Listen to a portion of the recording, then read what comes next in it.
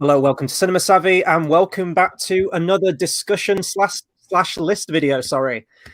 Today we'll be counting down the 15 films that need a reboot or remake. Now, what's interesting about this is that these could either be terrible films that we think need another shot, or they could be like genuinely good films that we think just need like a readaptation or something like that. But I'm just looking at my list. Do I have any? Okay, a mix of both for me, terrible and good. But this is going to be a fun video. This was actually a last-minute video.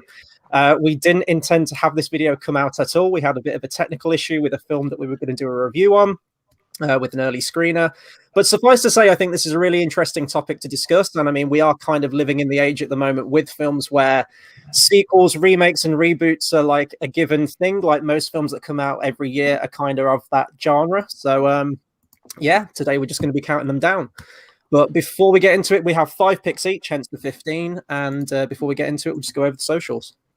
Absolutely, guys. So, Edward, this is very last minute. You would have known that if you had us on our social media where we told you we had some technical issues. So, as a polite reminder, if you want to find out when we're next doing our videos or if there are any other emergencies, get us on Facebook, Cinema Savvy, Twitter at cinema_savvy. We do our announcements, last minute changes on there, as well as teasing all the upcoming videos. So do follow us on that. And with these discussion things, what's great has been you guys' recommendations. Some of you have been commenting after the live streams if you can't watch it. A load of you commenting during the live stream, especially when it's these sort of film suggestions and something a bit different. So across the night, we want you guys to comment some of the films you want to see rebooted or remade, and even explain why you'd want to if it fits in the comments, because we're happy to bring them up on screen. We'll discuss them, and maybe you've got one that one of us three has also got down, which we're going to talk about, because there are some controversial ones.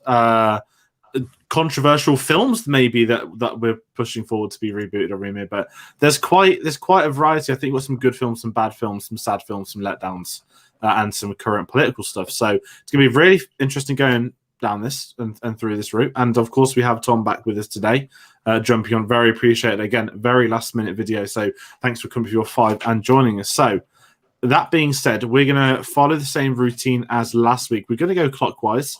And we're going to start with Chris with the first of his picks. Yep, awesome. So straight in at number 5 on my list. Again, these are kind of in no particular order, but number 5 pick is The Never-Ending Story. Now, why this is interesting for me is The Never-Ending Story is actually one of my favorite films from the 80s, and certainly in the fantasy genre. There kind of aren't really many films in that genre, really. I mean, you kind of have Lord of the Rings, and then everything else just kind of filters in underneath it, in my opinion. But Never-Ending Story is a big one from the 80s, and it tends to be, it has a cult following, fan favorite. And the reason that I've picked this is because this is actually based on a book by a German author called Michael Ende. And the film sort of loosely is based on just the first half of the book. It isn't the complete story of the original novel, The Never-Ending Story. Now, I think what they did with the film, I think it definitely works for that film, and it is kind of a very self-contained film, but the ending does feel very abrupt, and it doesn't feel like it ties up all of the threads from the beginning of the story in the real world, which of course the book does, because it has many more chapters. It has double the amount of chapters for the rest of the story. So why I've picked this, I think this would work really well as like a Netflix TV series or something akin to that. We've seen it with, the BBC have adapted His Dark Materials from the original film, which was The Golden Compass.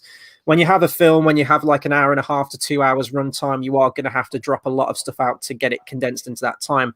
TV show just gives you complete free reign of adapting the whole book and just going really in depth into everything. So with a Never-Ending Story especially, you've got the main character of Bastian, who's in the real world, who is depicted completely different in the film. In the film, he's just kind of a sort of a wimpy kid who can't fend for himself, and he's just a bit quiet and shy, whereas in the book, he has those qualities, but he's also depicted as being overweight and doesn't look like a hero, and he doubts himself based on his appearance, which plays in a big part in the second half of the book. So the film ends in a nice happy ending where the character of Bastian in the real world saves Fantasia, this mystical world that's within the book, and that's it, and that's the end of the film. But the book goes on, and Bastian becomes a hero and is respected in the world of Fantasia. And it kind of goes to his head a little bit, and he kind of goes mad with power, and he has the ability to make all these wishes. And every time he does so, he loses a memory of himself in the real world, and he goes on and he kind of becomes a villain. So it's an interesting sort of two halves to the story, in that you have Bastion becoming a hero and then maintaining that status, but ultimately the power going to his head and becoming a bit of a dictator within the world. And I think that's a really interesting way that the story could go. A whole half that's completely chopped out and shaved off the actual film. So I think there's a lot they could do with this. I'd still want them to use puppets. I don't want them to go overboard on CGI. I think that's definitely one of the things that the biggest draws of that original film is. And, you know, we've seen with Dark Crystal resurrecting like an 80s fantasy thing based with puppets, and with modern technology and things they can do, and even bringing some CGI into it sparingly, you can do some really special things with it. So I think there's a lot to mine from there, and I'm surprised they haven't gone back to it. So my number 5 pick is Neverending Story. That's a film I've not seen. Is this the one that has the Stranger Things song? That's, I think, my only... Yes. Yeah, there you go. My only connection to it. There we go. Tom, I don't know if you've seen it or know of it. No. Okay.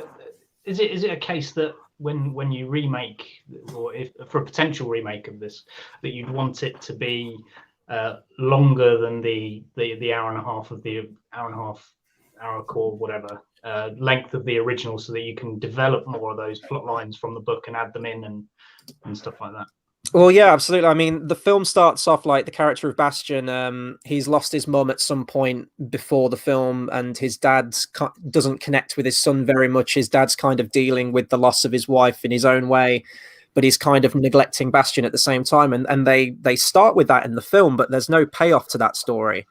Whereas the book, it ends with him reconnecting with his father after going on this whole big adventure and becoming respected and finding a somewhat of like a self-confidence in himself, where this overweight, pasty kid becomes the hero of this book, essentially. And that whole payoff to the story is just not in the film, and it kind of ends very abruptly and very Hollywood-like. So I think there'd be potential to go into it more. And of course, like as is the case with like most authors, the author hated the film, the original and the 2 sequels. Now he has every right to hate the 2 sequels. The 2 sequels are abhorrent, should never have happened. But yeah, he has some very colourful words to say about the original film, which you can find on Wikipedia. I can't find the quote now, but yeah, I think there's room there to do something with it. That being said, I think if that's everything, I'm ready to go on to my first one. Maybe the most controversial pick of the lot. We had a tweet. I've had a couple of text messages of some other people. I am choosing us to eradicate Bohemian Rhapsody from existence. Listen, this is a fantastic karaoke film. If you've had a couple of drinks, you can sing along with it, because it literally is a jukebox. Is it jukebox musical, or is that a different thing? I can't remember. But, yeah, it's a jukebox musical. Yeah, Queen are phenomenal, and as is the story of Freddie Mercury. You know what isn't phenomenal? Freddie Mercury getting AIDS before Live Aid. It's really hard to take that film seriously. Forget the awful, goofy, fake teeth used in the film. Forget the weird voice. Forget that sit down. If anyone's seen the joke line of the editing in that scene with the when they're sitting down meeting Littlefinger for the first time, if you look at this, is the film that won best editing at the Oscars, and there's about 100 cuts, and it gives you nausea. This just isn't the Freddie Mercury film that should have been made. I'm not going to sit here and say give the Sacha Baron Cohen release. No, I think time has passed on for what they wanted to do with that. I just think this is a biopic that took things so safe, so ordinary, and the fact that this was the official biopic makes this sting a lot. And I think when they've missed out on such important actors, and people want to say, you know, the film needs to end at Live Aid, therefore he can't have AIDS after the film's finished. Well, don't make the climax of the film Live Aid then, or you do a second one that's about the second, you know, what happens after, which wouldn't work, and maybe then you hire someone that can do a bit narrative difference. I don't know. I don't want a Nolan Queen biopic, but if it's adamant it has to end at Live Aid and you want to have him get AIDS, then you're going to have to do something like that. And it's really frustrating because it's an okay film, but the way this was presented, the way this was hyped up, and the way biopics are, a lot of people, I think Crown's a beautiful example. Everyone assumes because it happened on The Crown, it happened in real life. Yes, of course, there are some things that, well, most of it is true, but the Chris, I can never say it. The specifics of it. There we go. Every time we have a chat, that word comes up. it's just something that's not right. And I think there are going to be people now over the years that won't do their research, and it's not their fault, but they'll think the whole world that they went and did so well at Live Aid because Freddie Mercury told them he got AIDS the week before it, and it just leaves a very bitter taste in my mouth, which is exactly why I'm putting on here, because it's something that needs to be corrected. And the thing is, some of the supporting cast were great in that film, and obviously Rami Malek was good. He wasn't Best Actor at the Oscars good, but he'd already won because he's playing Freddie Mercury in a popular biopic.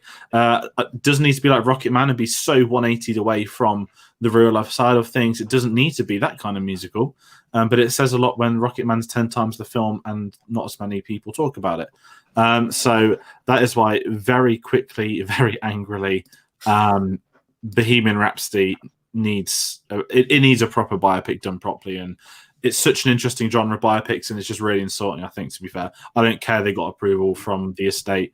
It's pathetic. I'd particularly agree with this, George. That the fact that Dexter Fletcher came in essentially last minute and to salvage something essentially. So I'd actually like to see him go back, or potentially do a remake of his own film and see what he can do, given the time, given the proper budget, given the proper scope and story.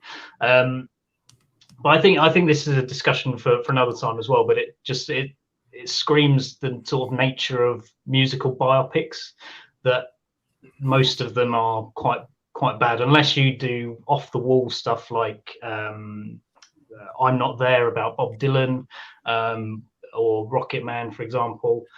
Stuff that's just sort of out there, or encompasses the personas of these people, rather than telling these through lines. Yeah, and I think you go into like Rocket Man as well, and I think that Rocket Man's in a similar vein to Bohemian Rhapsody in its style, definitely. Obviously, you've got the same director carrying over into that, so you absolutely have that visual connection with it. I think in Rocket Man, they get a little bit more creative with how they portray the songs in there, and it basically functions as an actual musical, which I think is more to the credit of Rocket Man over Bohemian Rhapsody. But yeah, you're spot on. And actually, I think this is probably one of the first controversial picks on the list, because I know that a lot of people do love this film, the film being Bohemian Rhapsody. And I can see why. It's a very fun watch. It's very much sort of like a popcorn jukebox. If you like the music of Queen, you'll probably get a kick out of it, because the whole film is full of music by Queen. But this is in no way a true telling of the story or of the person that was Freddie Mercury. We were this close to getting that film. And, the Sacha Baron Cohen thing, I mean, all you have to do is just look at Sacha Baron Cohen. And when, he said he wanted to, I don't know if he was directing, was he? He was just like heavily involved in the project. I think he was like formally cast that there was going to be the Freddie Mercury biopic starring Sacha Baron Cohen. I can't remember if there was a director. I think there was scripts or first drafts. Mm-hmm. And essentially, I'm not going to spout info I don't fully know, but I believe that the Queen, they couldn't get the rights to the either the songs, or once Brian May and Roger Taylor wanted to get involved, they heavily changed it to make it appeasable to the mass market, changing the ending, and of course hiring a nonce to originally direct it, who was then sacked off 3/4 of the way through, not because he was getting into fights with Rami Malek and not turning up. It's because he got outed as a nonce, which we already knew. And it only took a Me Too campaign for the Hollywood to finally say, maybe we're not going to let him finish this film. So maybe you can get that part gone, because this is what's amazing, is that some of the people that love it, they won't acknowledge that. Because apologies, I've forgotten his name. Not Brian Singer. Brian Singer. He directed most of it. And Dexter Fletcher came in. I think it was more the Live Aid stuff, and he came at the end of filming and fixed the ending whilst doing pre-production on Rocket Man as well. And that's why it's crazy. They're so different, because he went literally from A to B. We could have had a Live Aid cinematic universe. Someone somewhere's licking their lips at the prospect of having a Freddie Mercury appear in the Elton John film, or getting some of the biopics done, and Phil Taylor, I don't know.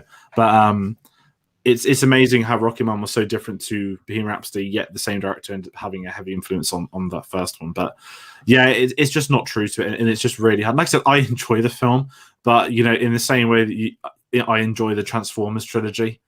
which I guess we get to speak about at some point later on. Oh, we'll definitely speak about that. Yeah, but Bohemian Rhapsody, it's not a film that deserved to win Best Picture or Best Actor, really. I thought he was good, but and we'll never know what that Sacha Baron Cohen Queen film would have been like, that Freddie Mercury film. But I have to imagine, because you could clearly tell he was passionate about it, and this was a story, a character that he really wanted to portray. And he never got that chance. But I guarantee if that had been made, that would have been the film that deserved to win or be nominated for at least Best Picture, Best Actor. But we'll never know, will we? I mean, that could have been terrible as well, but I just like the idea of that, telling the true to life story and no holds barred, all the debauchery and everything that went with it. And we get a nice little package 12A version of all the stuff that went down in Freddie's life, which isn't the story that I wanted to see. Definitely. No. So with that in mind, Tom, we are moving on to your first pick. Yep. My first one is, I think, a bit of an odd one. And that is from 2004, Alexander. Right. Well, where do we begin with this, really? The film's boring as hell. Let's start with that. It's extremely long and extremely boring, and I think it's terribly miscast. I think Colin Farrell isn't particularly. He's not right for the role, and it's quite evident. Historical inaccuracies aside, I feel this could be, if you get in a director that knows the scope of historical epics, he could tell a really interesting story about Alexander the Great.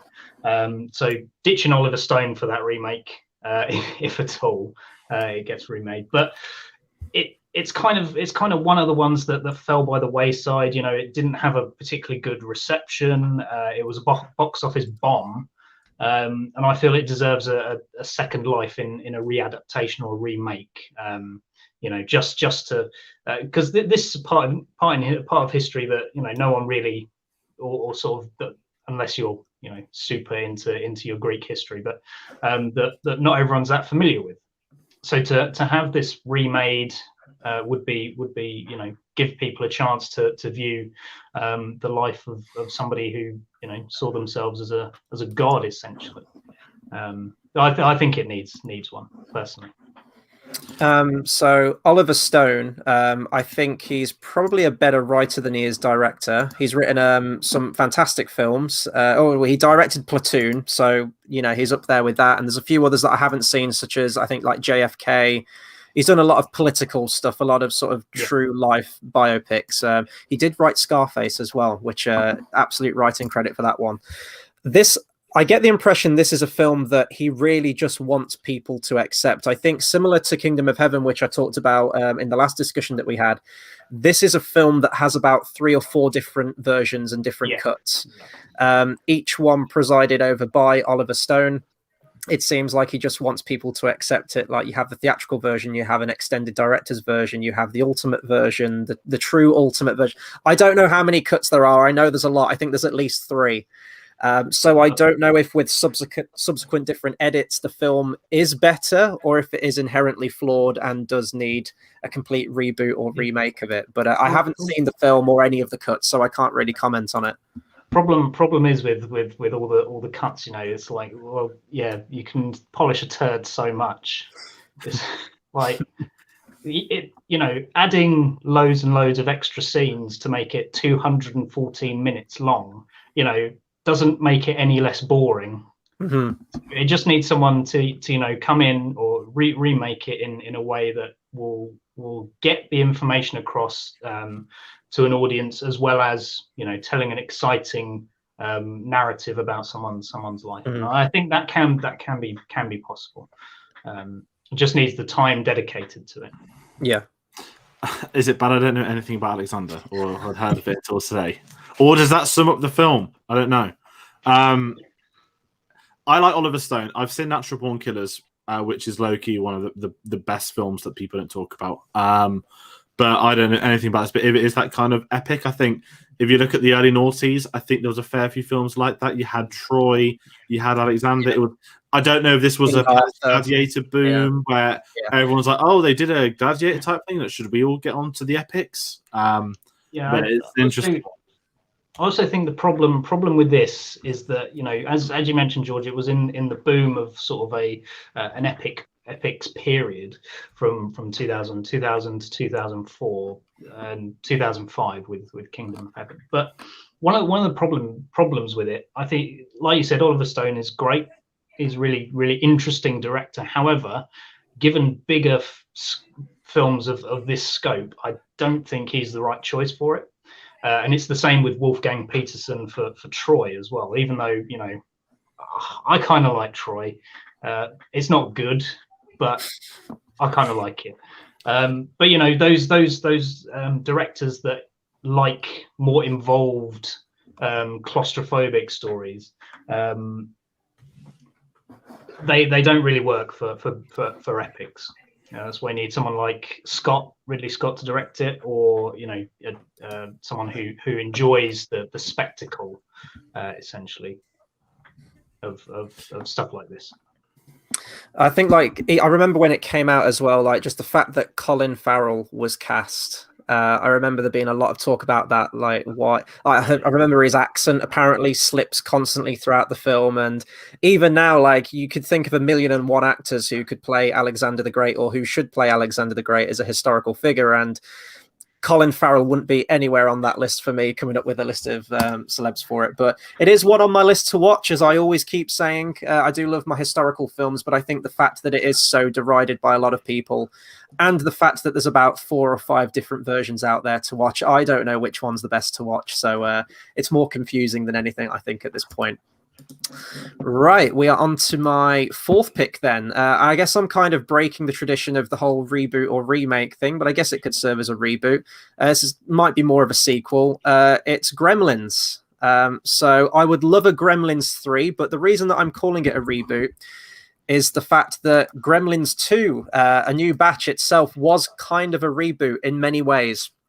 It did serve as a sequel. It did have like the same cast as the first film and continued, but there's a lot of events and moments from certain characters in the film that aren't addressed.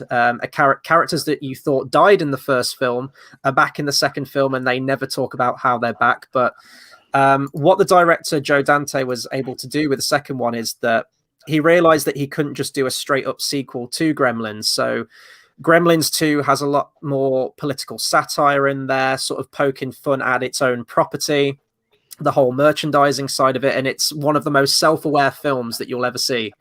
And it's brilliant because of that. Both Gremlins 1 for what it is, as a almost playing it straight kind of film, I guess, in the way that Gremlins does, and then a sequel coming along, and I guess sort of like 22 Jump Street, what that did in terms of sequels and it being a bit meta with its commentary on itself.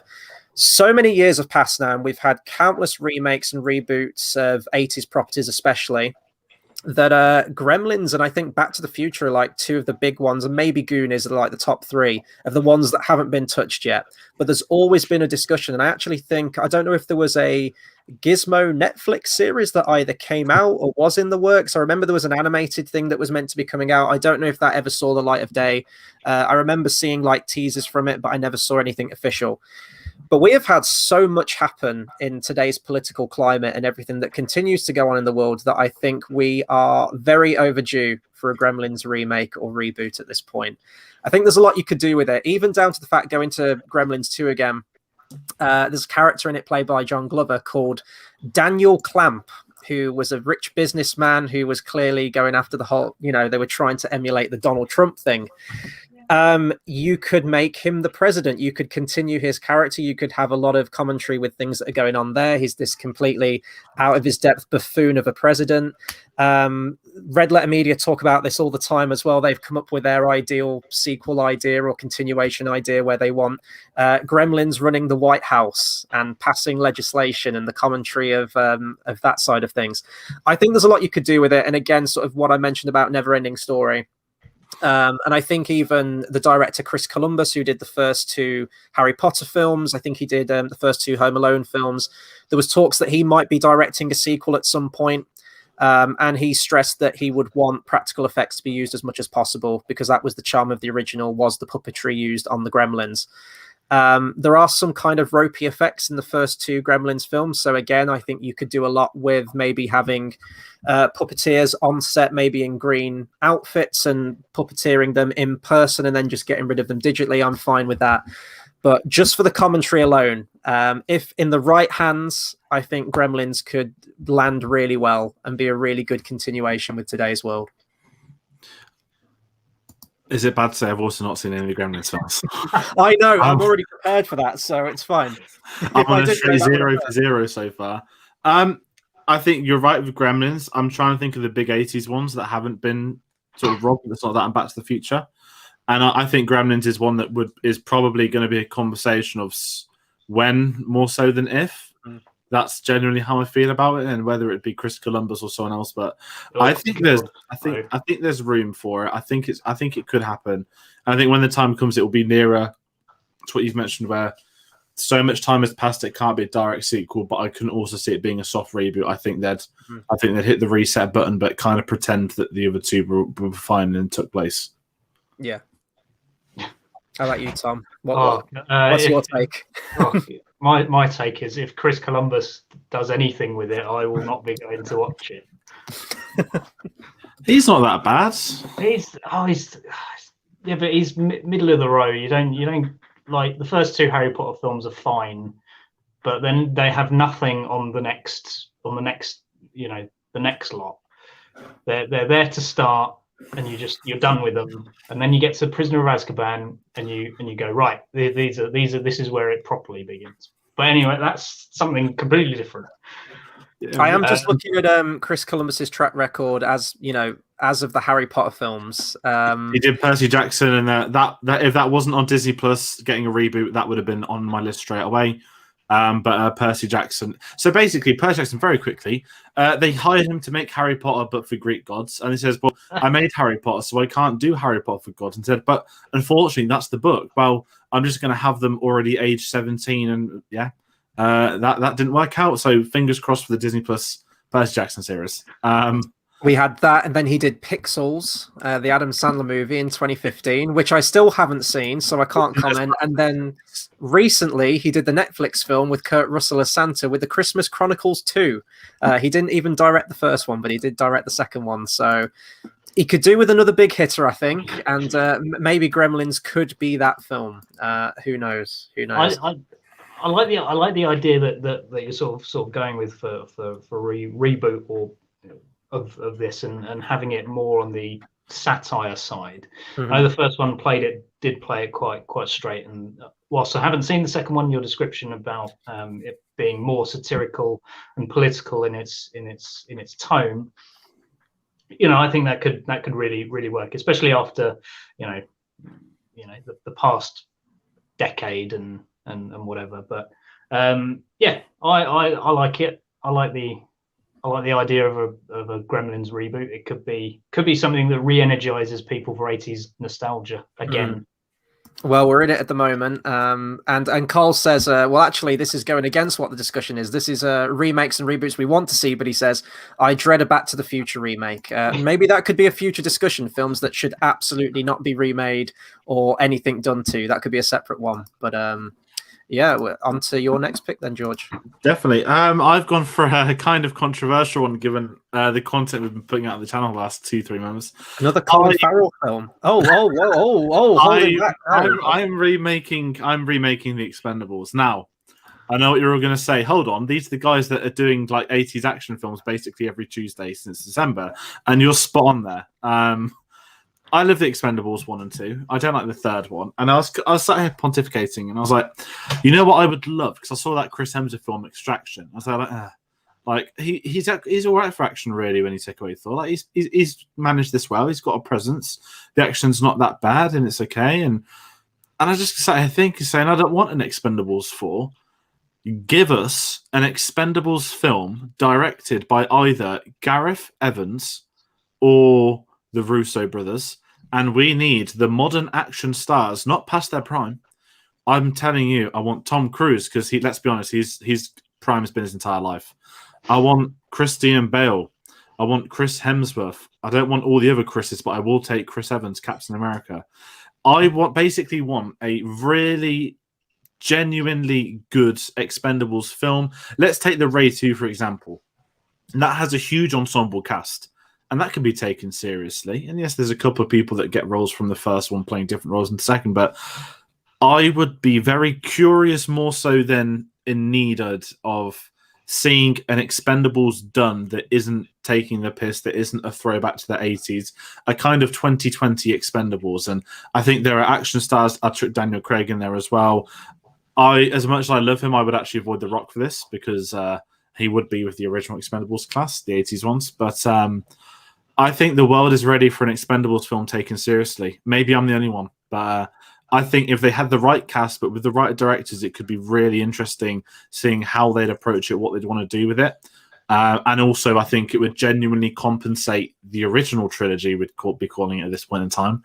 I think it would actually compensate that quite well by having the newer ones. And it means you can drop the awful younger ones from Expendables 3, like Chris Hemsworth's brother, like Ronda Rousey. We can get rid of all them. They never happened. They didn't exist. And instead, we're getting the action stars of today. Keanu Reeves obviously goes in there too, the main one, John Wick. So that is what I'm putting out. I'm not going to give you an entire cast list because I need to research it. But there is a place for it, and it's not just superheroes. And Henry Cavill, let's chuck him in soon after superheroes. I don't know. I don't know if this is blasphemy. Chris, I told you last night, and I know you weren't happy. And the thing is, I love the other two, but I just think a serious take on the Expendables would actually be fascinating. Yeah, I don't want to poo-poo your pick too much, George, but you did tell me about this one yesterday, and I did have some thoughts. So I actually disagree with this for two reasons. Number one, you mentioned that you want to have sort of modern action stars in there. I defy you to tell me 10 modern day action stars. I'll wait. Okay. Like you mentioned Christian Bale. Like, I wouldn't say Christian Bale's an action star. Like, he's been in the Batman films, like Terminator Salvation, but I wouldn't call him like a modern action star. But for a serious action film, you give Christian Bale a handgun and he will come out as Keanu Reeves.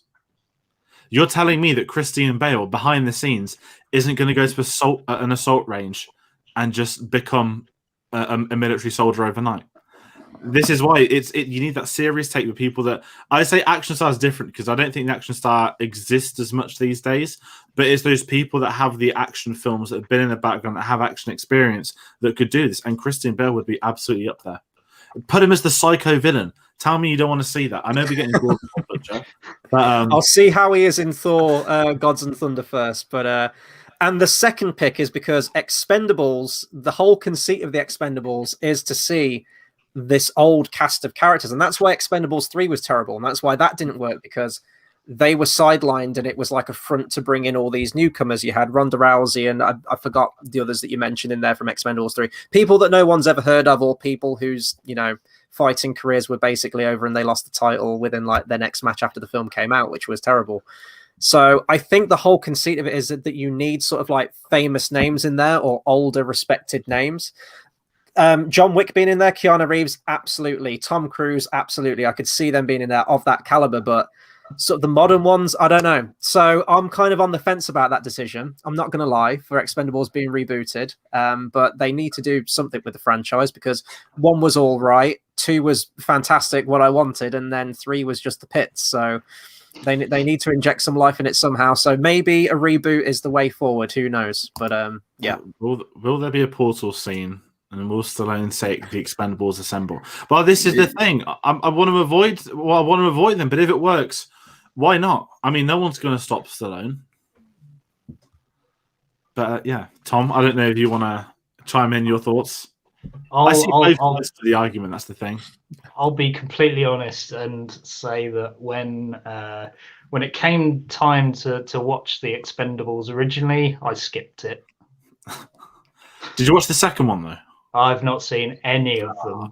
Just watch the second one. Just watch the second one. Yeah, that's all you need. The second one's what the first one was advertised as being. Mm-hmm. I think George is onto a good idea there.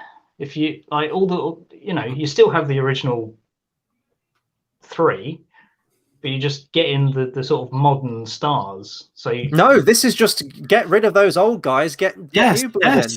Exactly, and it's a serious action film, like the Raid 2. The Raid 2 is a gangster film, but it's conceived as an action film, and everyone's phenomenal, and it's got a huge ensemble. It's got some of the best action. That's why I said Gareth Evans or the Russo brothers, because the Russo brothers copied their action style off Gareth Evans. Therefore, let's just make Gareth Evans the director. Wouldn't be his English language debut because he did that series last year. I forgot the name of it, which I didn't get around Oh, seeing. he did. Yeah, it's the London one, wasn't London, it? something London. Yeah, it's London something. Gangs of London. Gangs was of it? London. That's Was it it. literally that? Oh, okay. And yeah, but it could happen. Trust me, you'd want to see it. And if you want that guy in the suit in a building somewhere that's telling them what to do, who's the corporate guy, bring in Robert Downey Jr. There's a place for these people to come in, and if they had it done seriously, you need to be able to bring in directors that could get the people to want to be in it. And the problem is, it can't have those nod, wink, wink jokes. And I know that is the point of the Expendables. What I'm saying is, this is a serious Expendables film, and it'd be phenomenal. Just like imagine Christian Bale with a machine gun. It's done. Okay. Before we get on to Tom's pick, we have a message from Carl here. I think he's meant to say remakes. Speaking of remakes, the Star Wars sequel trilogy. Yeah, that's definitely a discussion for another time. That'll get quite heated, I think, actually. So we'll put that to bed right now. We will tease it every time we're on. It will happen at some point. But Tom, why don't you segue us on to the next pick? Okay, perfect. So my pick is a bit more serious than the action star Expendable. So I went with To Kill a Mockingbird. So this is prime for a remake. You could I know it's been adapted to the stage before, but a proper film remake needs to happen, especially in this day and age. You just look at the environment, the environment today, and it's just awful. And this is really, really in need of that just sweet spot. Get Aaron Sorkin in to pen it. I know he did a stage version of this, but have him write the film and have it be the sort of bringing together of different communities.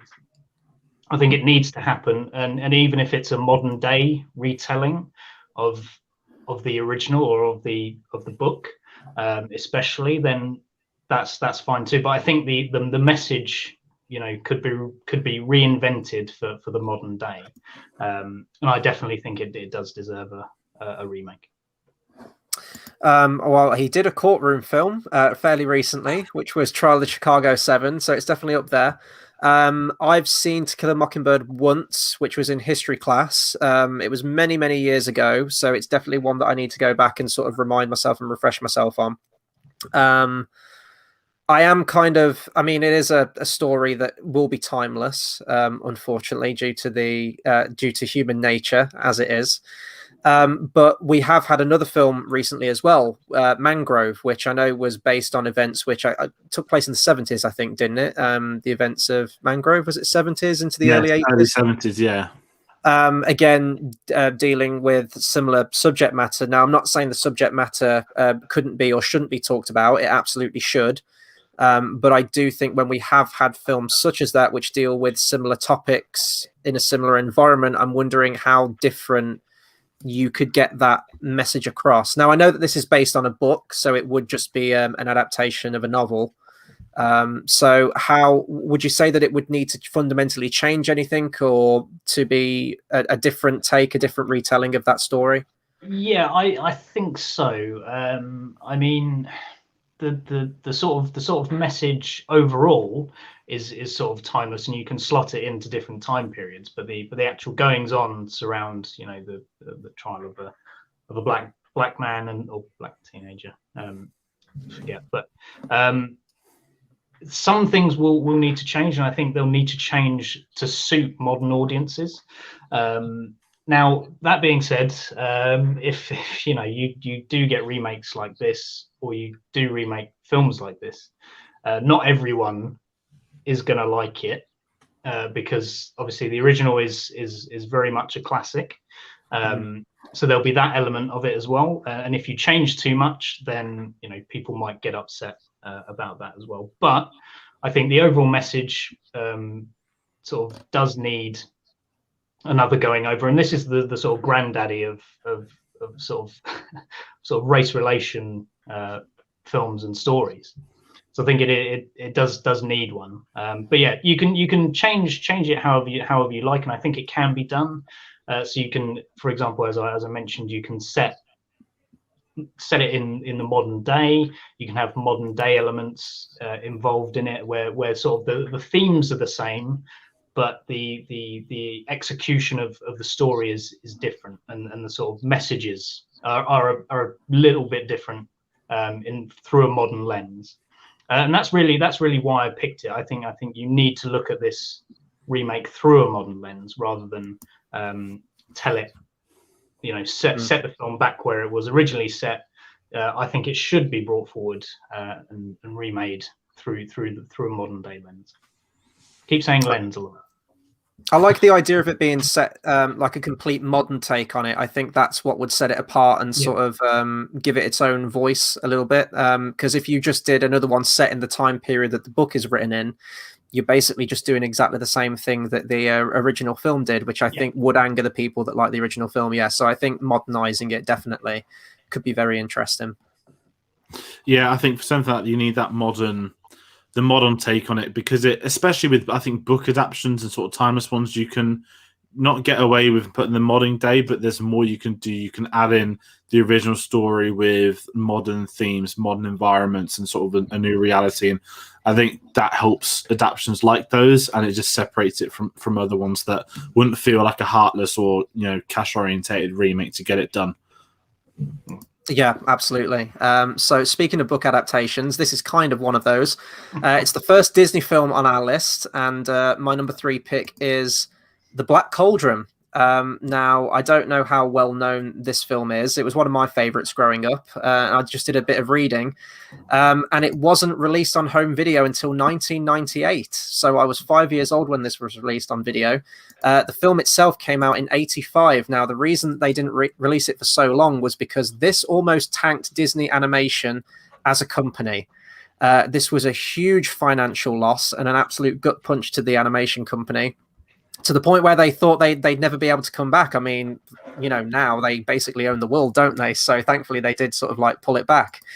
But this was quite an important film in Disney's filmography for many reasons. Number one, it was the first one to receive a PG rating because it's a lot darker. It's a lot more adult. It's a lot more violent and scary than a lot of all the other Disney films. And it was also the first one to use CGI in the animation as well, which often gets quite overlooked, which now you see how far the company's come from then, and, basically using CGI as much as they can in all of their films. But this was, for whatever reason, I think they'd had a series of duds before this film, and then this was kind of like the cherry on top of the cake. I actually think it's a very well-made film. I think it's a really good story, and it is based off a series of books, apparently a series of 5 books called The Chronicles of Prydain by Lord Alexander, which is like a Welsh fantasy mythology series of books. This was the most expensive Disney film made at the time, 44 million, and it only made 21.3. So absolutely tanked. But the reason that I picked this one is because of its content and the fact that it's based on books. So, if Disney did want that, those dollar bills, and they wanted to crank out films, hell, there's 5 books in the franchise, so go nuts with it. We are living in a world where Disney are basically remaking all of their animated features, or at least at the moment, the most financially lucrative ones and the famous ones that people have heard of. We've had Beauty and the Beast, Aladdin, Lion King, Mulan, all the ones that people have heard of, and Little Mermaid's coming out, which, would be another big one. But those ones I think are timeless and anyone can watch. Like Black Cauldron's one of those that most people probably have never heard of or haven't seen. So yes, it is a remake, but you could do so much more with this than the original film did. It's got swords, it's got sorcery, it's a hero, somewhat like a lowly hero finding their courage, a terrifying villain who's voiced brilliantly by John Hurt in the original. It's got all the ingredients of what you want to see from a fantasy film, like a swashbuckling action film. You've got princesses, you've got monsters, soldiers, armies, everything you want in there. And you just imagine what you could do with like an hour and a half to 2 hour film, especially with the technology as well. fantasy being big at the moment, with the success of Game of Thrones and the Lord of the Rings series coming out on Amazon, fantasy seems to have really found its footing. You've got Witcher on Netflix now. I know that they're more adult versions perhaps than what Disney could do, but I think there's room there, and I think Disney should be focusing on those lesser known ones where they could genuinely better the original film or have a different voice or different story, just do a completely different take, as opposed to retreading and just remaking shot for shot or an identical carbon copy of their animated features that are already popular and people all over the world have already seen. So my number 3 pick is Black Cauldron. It's one I'd love to see. It was a toss-up between this or Atlantis, but I decided to go with this because I love my fantasy. Would you keep the sort of darker elements of the story in this? If say for example, if you were the one overseeing this remake, would you keep the darker elements of the story? Oh, I would not be the person who should be hired to oversee this project. I'd make it as dark as possible. I'd go all in on this film. Even the original film had to have scenes. I think you can see like partially animated scenes still on YouTube somewhere that have survived that had to be removed from the film because they were considered too much or too violent or too scary. The film was already terrifying. I was terrified of this film as a kid, but I kind of loved it. And I think that a lot of films, especially sort of fantasy films and kids films, have lost that element of danger to them. Like I think back to films that I was watching as a kid from like the 80s or even the 90s, and they did have moments that would genuinely scare you as a kid, but you'd still love the characters, you'd still love the adventure because danger is kind of part of that story and the environment. So yeah, I just say go to town on it, like make it as dark as you want it, but obviously still be mindful that it is a Disney film and they are trying to make money and they do want to get as many audiences in there as possible. But even some of the original Disney films, Snow White and Pinocchio and Bambi, really scary moments. And I think that Disney have kind of lost a bit of their bite in some of their recent films. So maybe this would be the film that would get them back on track. Also have another question to sort of pose for you, and I think you mentioned that this it almost sank the animation studio, but would you think there'd be people would be hungry for this to be remade if people hardly ever saw it originally?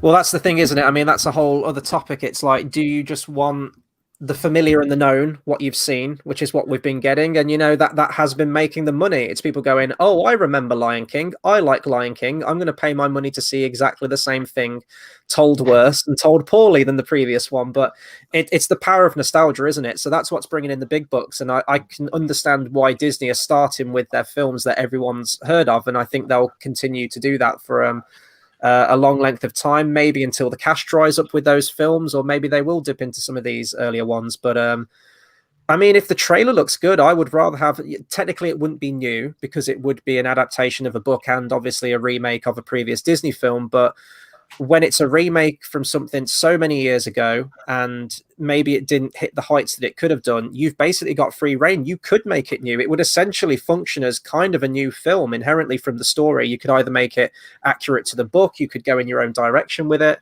But yeah, no, I think there'd be audiences for it if they see the Disney name on there. And I understand Disney's hesitation though when they bought out Tomorrowland and no one went to see it and it made no money. And then obviously, I know that's a sore subject for you, George, with what they then did with Tron. But yeah, I can understand why Disney do it. They don't want to gamble on something that could be new and potentially not be financially lucrative. But there's many reasons that could go into it. If you put the advertising in, if you put the marketing in, people are going to see it. Maybe they didn't do that with the original. I don't know why it didn't make money back in the day, but it could be a number of reasons. But yeah. As someone that has no knowledge of Black Cauldron, which isn't surprising because Chris, haven't had any Disney animateds, would this remake be nearer to a book adaptation or live action? Or because the thing with Disney is that if they really wanted to, they could do a fully functioning, funded series, not series. I mean, maybe series, who knows? But if there are book adaptations to be had, it could be films, it could be TV, it could be anything. It actually seems more up their street. And that's what I think would be more intriguing. That also, if it's something that did fail and many people haven't heard of, if anything, that gives them more of an edge to remake. So I was thinking of, well, everyone knows Winnie the Pooh, but Christopher Robin was excellent. and it wasn't a remake of the animated Winnie the Pooh films from the Walt Disney Classics. It was, I guess, a sequel continuation, but it was hey, we've obviously had Winnie the Pooh, we've tinkered with it, is one of our things, but we're doing something a bit different that's live action. And I think there's a reason why that's been one of their best live action films of the last few years, is because it, as you said, it wasn't a shot for shot remake or a carbon copy or something. So Black Cauldron, as someone that knows nothing, I'd be more intrigued to see something like that than, let's say, the Tom Hanks Pinocchio film, which we never getting. I keep forgetting there's a Robert Downey Jr. one, isn't there, meant to be coming out? Or is that the same film? Yeah, I don't even know. There's loads. I think it's one of them weird ones like Tarzan, where like anyone can get the rights and it becomes a mess. And no one will watch it because anyone can get the rights because it's a mess. That being said, I am going to go on my number 3rd pick, which I think this is a bit edgy. I'm not sure if you guys are familiar with the source material, but I'm picking a film I like, which is World War Z. Now, for you guys at home that do not know, this was one of the messiest productions in a long time. Famous reshoots, famous fallings out with direct. I don't know if he got sacked or if he ended up just not speaking to Brad Pitt for the last half of filming. World War Z was a very controversial release, and it ended up being all right. I really enjoyed it. I thought it was actually okay. It was better than I thought. It had a different ending. It wasn't big, bombastic, and action-orientated, but that's because the reshoots were so mental. It had to have a quiet, different ending. And I remember after watching the film, everyone's like, the book's so much better, the book this, the book that. And I remember reading the book, and I really enjoyed it. And the book is so different because it's essentially I can't remember, it's a UN officer or agent. The pandemic's been and gone. The zombies, I guess we could say not pandemic, but same thing. It's been and gone, and they're interviewing survivors of it. And it's telling their stories via them being there. And I kind of thought that as a concept, that's very tricky to put into a film. But then I saw Death to 2020, which I think was okay. I think it was really overrated. I think considering how late notice, etc. it was filmed, obviously, filmed and edited, written late in the year for a January release. I thought that handled quite well for an hour special with these individuals. So I'm kind of tainted towards, I'd like to see them try and do a World War Z more, I guess, closer to the book, because there's a reason it was one of the most popular books at the time. I think a lot of companies were bidding for the rights to it, and the film does have some great moments, and you could, in theory, maybe put it set in that world. But some of the big issues where in the film, it's the usual stereotype that, the whole world has had the zombie apocalypse happen. Whereas I believe in the book, it was pockets of the world had a zombie outburst, and some countries kept it under control. And I think with the year we're having right now and have had previously in 2020 is when it comes down to pandemics, we know which countries can handle it and what can't. And I think the timing would be right for a zombie apocalypse film told via survivors. But the fact we've lived through a pandemic, you can add in a bit of harsher reality to that for it to hit home. But I just think World War Z could be interesting if done properly. And there was a sequel in development. I can't remember. There was a big name attached to it. It may have been Fincher. And then that was all cancelled and they will quit and whatnot. And it's really interesting because this is the thing, like World War Z, the film was okay. It was so different from the book. It just took the name of a book and was its own zombie apocalypse, basically. Yeah, so it's still a film that I haven't seen, but I remember when it came out, I know someone who was reading the book and saying that they saw the trailer and said this is just going to be completely different. And I do like how the time frame that the book's framed over, that it's more the aftermath and sort of recounting things, and then the big budget film comes along and it's just like, let's just show like a whole anthill of zombies climbing up on top of each other like a ladder because it's spectacle and it's CGI and it's wonderful. So having not, I've never read the book, I've never seen the film, so I can't really comment much on it. But yeah, I think it was Fincher. When you mentioned that did sort of jog my memory. I do remember reading that. So I would like to see something in that vein. Do you remember the first trailer that came out for District 9, where it was a lot of sort of those interrogations and sort of, yes, even the start of the film is more like that. And unfortunately, District 9 kind of drops that after a point because that's kind of how the trailer made it look like. So if they could take that kind of style and sort of continue that as like almost like a mockumentary kind of thing, that could be an interesting take. I don't know how well that would go over with audiences who might want that sort of like I Am Legend, big, loud zombie shoot 'em up action film, which they've come to expect. But I think definitely with today's world as well, that being key, I think you could bring a lot of parallels there. There was Oh God, is it the original Dawn of the Dead? I can't remember. There's one of the Romero zombie films which is set in a shopping mall. Yeah, Dawn. It's That's it. Yeah, the original Dawn of the Dead itself was a sort of critique on the consumerism of the time and sort of the commercial aspect to people and how they are kind of just walking around like zombies. So zombie films back then weren't strange to sort of commenting what was going on in today's world. So especially after sort of what people are still going through, what's going on in the world at the moment, I think that could be, they might have to pick their timing right when they bring it out, whether they want to let the dust settle or whatnot. But I think a more book accurate adaptation. That's kind of like a running theme with some of our picks recently. It's like if it's based on a book, just make one that's closer to the style of the book. But I think that could be interesting. That could be a good take on it. I'd like to see the some of the original cast back as well for a potential remake. Because I like you, George. I think the film's okay. I quite enjoy it. So but perhaps remake it without all the difficulties and problems, and everyone hating each other and all this. So yeah, I'm on board with that. We've got two comments here. Carl says, another Lost comment. I remember that Carl was a huge Lost fan. Matthew Fox from Lost was meant to have a massive role in the film, but because of the cuts to the film, he's literally not in the film. I never remember him even being cast in the film. I know it was Brad Pitt, and that's kind of the extent of my knowledge with that film. And then Barlin also chimed in with, when the zombie apocalypse comes, I really hope they aren't fast zombies. Also, just a quick aside. Just a very quick aside, that first season of Lost is one of the best seasons on television ever. Yeah, no, well, I stayed with it a lot longer than season one. Did you carry on with it, Tom? I've finished it multiple times, but that first season is amazingly well told. Mm-hmm. Yeah, I agree. Just a quick aside. It's Tom's pick now, isn't it? Yes, sir. So my third pick is The Last Airbender. Now, this is the second worst film that I have ever seen. What's the worst? The worst one is Exorcist II: The Heretic.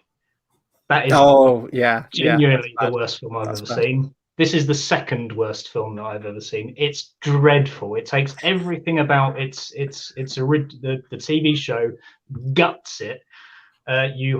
Shyamalan comes in, pens the script. Obviously, he's well known for doing short, intricate thrillers, and doesn't know how to do big epics that should be longer than 90 minutes.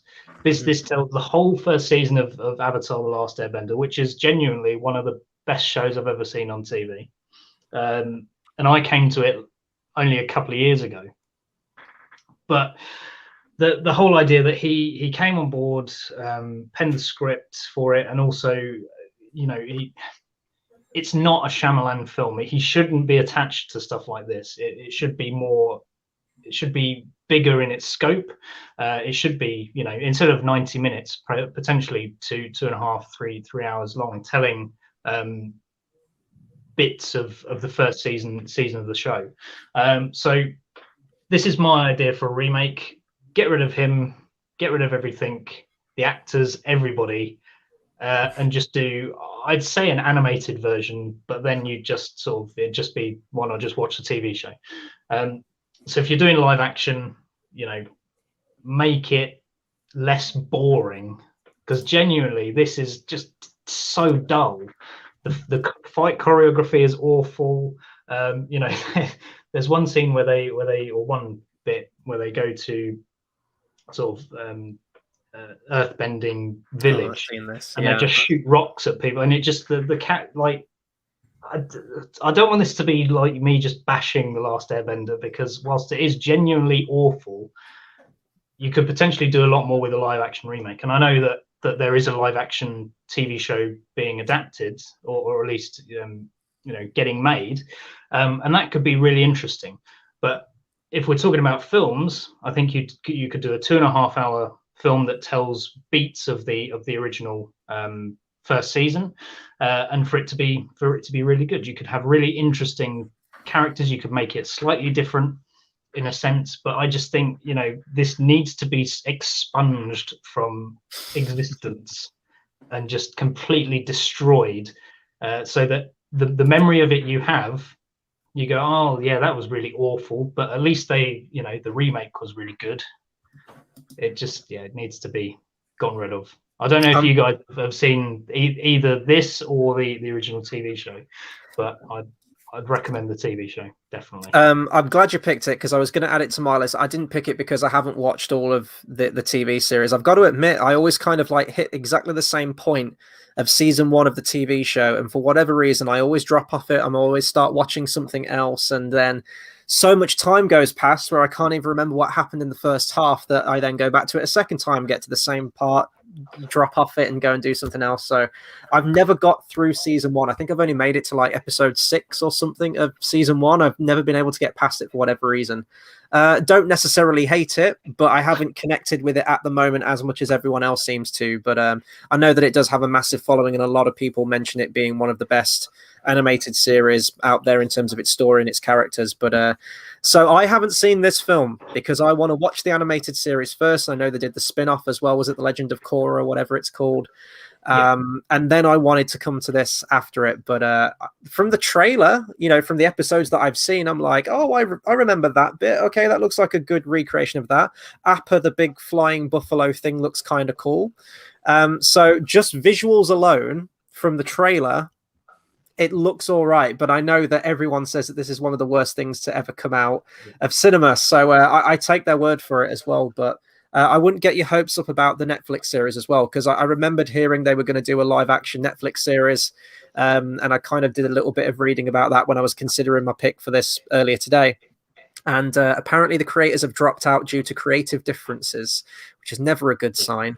I think they had some like early casting announcements as well, which again was a complete whitewash from like what we saw in the film as well. So I don't know. I think they're still moving ahead with it, but it seems like things have halted at the moment until they can get some new creators on board. So yeah, it's a bit up in the air.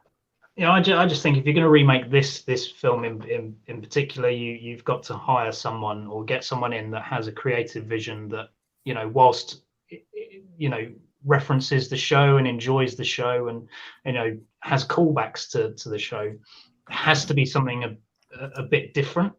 Mm-hmm. Still having the same characters, but I think the overall journey to the end needs to be slightly altered for it to be a good remake. And get someone on board that likes doing epics, as I mentioned in Alexander. Mm-hmm. You want someone that wants to tell a big story with a big scope and stuff like that, rather than because Shyamalan's very good at doing intricate thrillers, as I mentioned, but the way the camera moves in this is just completely ridiculous. So it has very, very long shots, and it just completely unnecessary.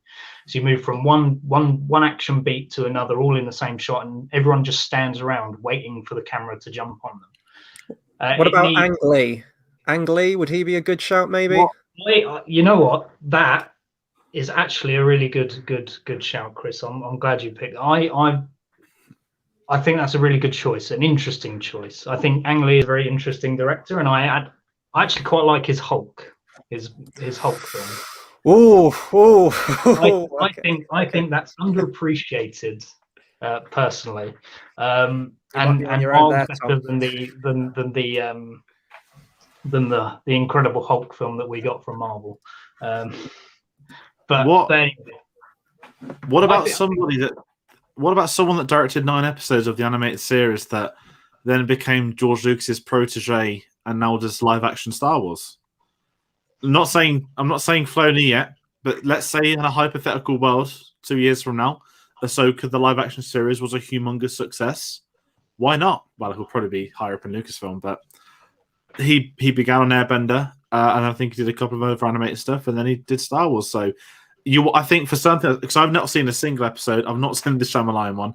I know enough about hearing about it from people I know that really love it, but you want someone that cares about that property, because they're the ones that are going to give it that justice, and someone that's worked on it, the successful version of it, is even more of a reason to try. I said right now with Tall Order, it's directed probably about 3 or 4 episodes of live action Star Wars. But that could be an intriguing one down the line. I think the ultimate question is, though, do you think it's something that needs a live action remake, or do you think that it's perfectly serviceable as it is being animated? Because either you're going to retell exactly the same story, and is there much to really get across being told in a live action format that you can't get in animation? Yeah, that's an interesting question to sort of raise, and sort of thinking about it now. The original is so iconic and so well executed in its story that I think you'd be hard pressed to, if you're just going for a straight, remake of the show, and then it would be, you might as well just watch the show. Because I know that's what you have similar problems with Watchmen, don't you? I remember in previous discussions, you're like, it's literally just exactly an identical retelling of the graphic novel. You're not really sort of offering anything new. The cultists are going to come for you now, Tom.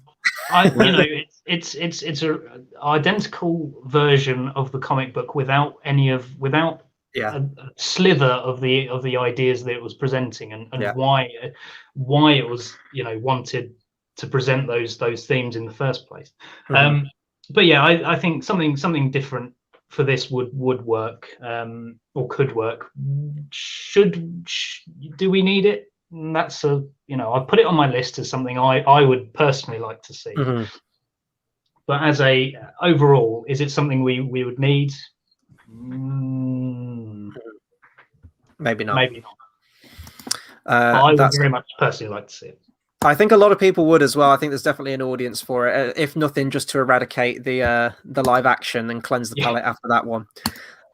So we move on to my number 2 pick, and it's pretty obvious I was going to pick this one. I think if anyone's been following the channel for a long time on my reactions that I used to do, my number 2 pick is Transformers. We exist in a world where we've had 6 live-action Transformers films, and each one hasn't come close. One did, and it was the opening 2 minutes of the film, and then unfortunately, sort of, whatever, George, whatever. We've had that argument. The first Transformers film I did enjoy in 2007, and I'm going to admit it here. I've admitted it before. I went to see Revenge of the Fallen 4 times at the cinema. It was a different time. It was 2009. I was much younger back in the day, and I didn't have a solid head on my shoulders, but we got this close at the beginning of Bumblebee, where I need to try hard now not to say Travis Scott. It's Travis Knight, isn't it, the director? It wouldn't surprise me. Could you imagine in a few years Travis Scott directs Transformers? It's gonna happen. I've doomed it now. Imagine the song would be phenomenal. Oh God. He'd put transforming sounds and build a song around it. I was going to say. And it'd be the official coffee mocha coloured transformer that makes it into the film. He'd bring his own action figure out. He'd have his own.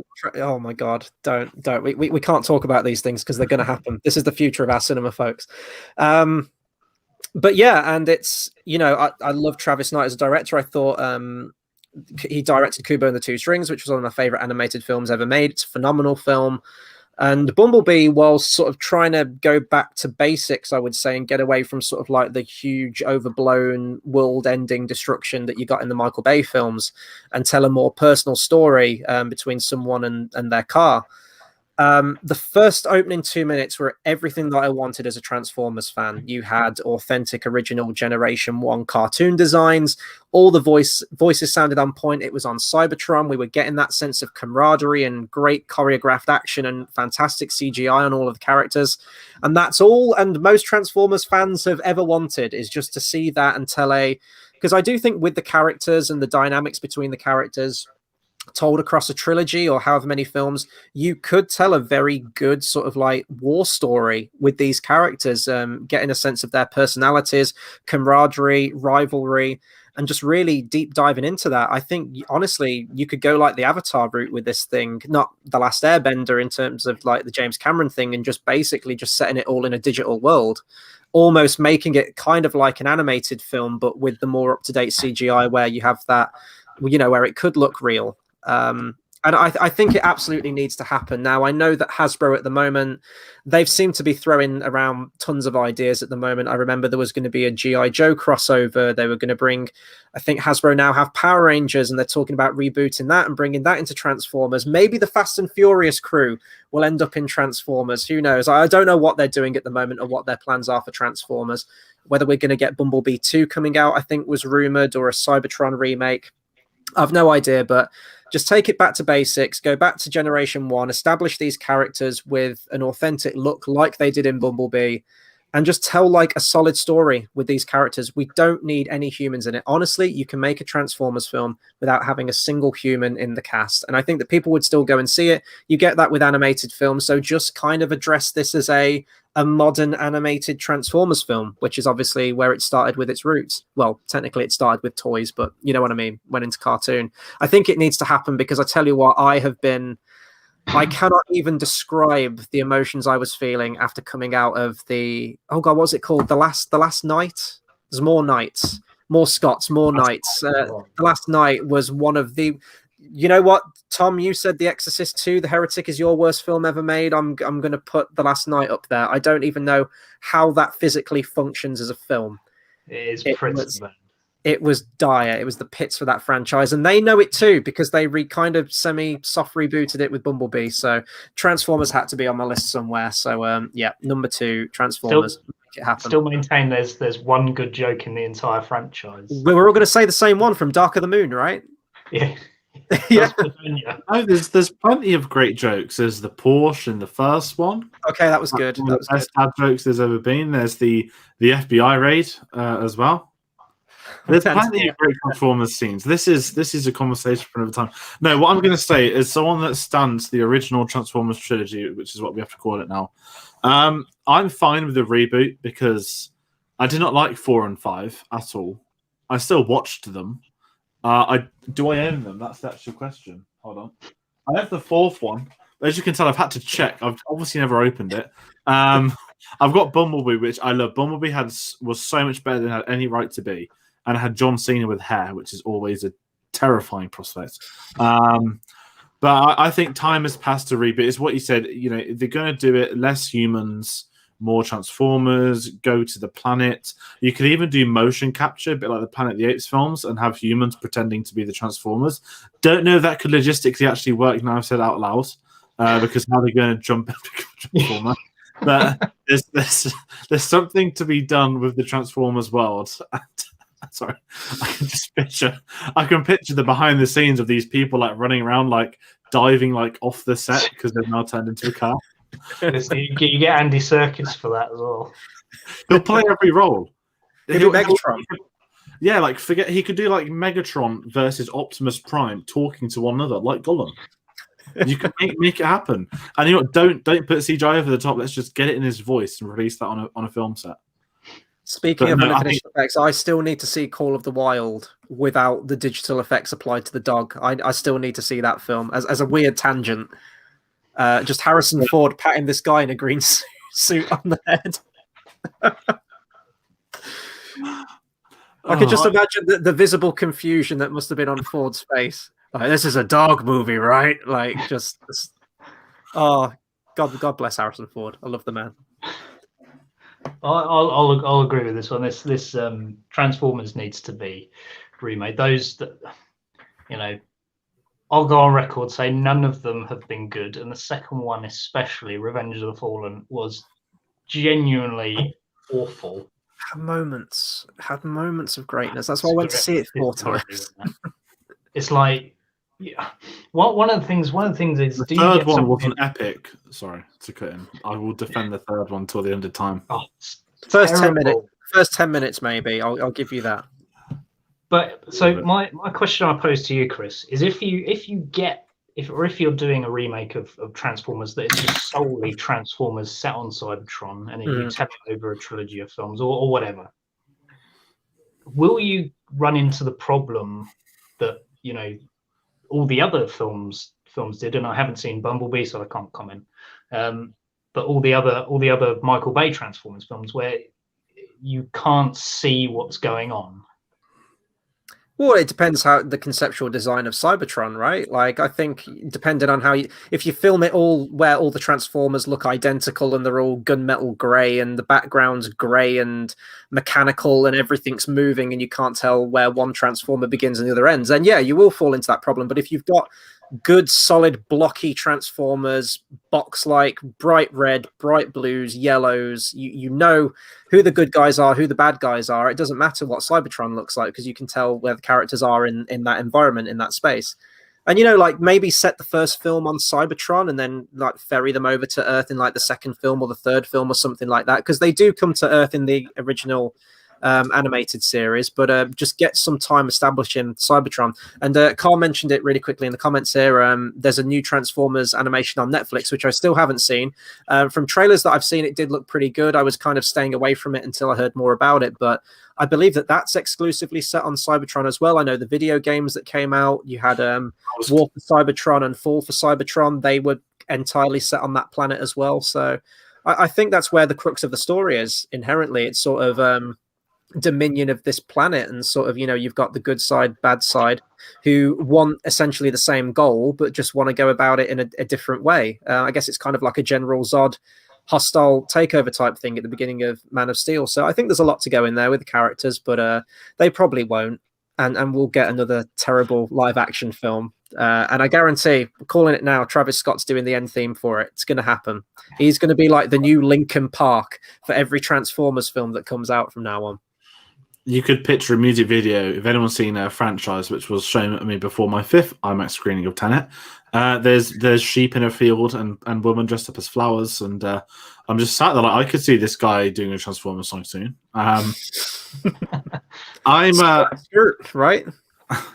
Exactly. Just the sound of the car. Or if anyone's seen the Tarantino Edgar Wright podcast, Quentin Tarantino reenacts a car failing to turn on for about 30 seconds. So that could be also a transforming sound effect. That being said, my 4 pick is actually kind of similar to Transformers, not in the motion of it being about Transformers. Mine is Alien versus Predator, which is quite an interesting one because I don't actually have as much to say on this as some others. So the biggest problem with AVP, I'm guessing what they used to call it back then, is these horrible human boring characters, and yet the humans are a staple piece of the Alien and the Predator franchises. That you've got Sigourney Weaver, you've got Arnold Schwarzenegger, you've got all these people, and then I'm in a very interesting category, but I saw Alien versus Predator before I saw any Alien or any Predator films. I had to inform Chris that I arrogantly gone to arguments with friends before because the Blu-ray cover had the Alien on the Predator side and the Predator on the Alien side. So I spent about 3 years thinking that they were the wrong thing around until I watched the films.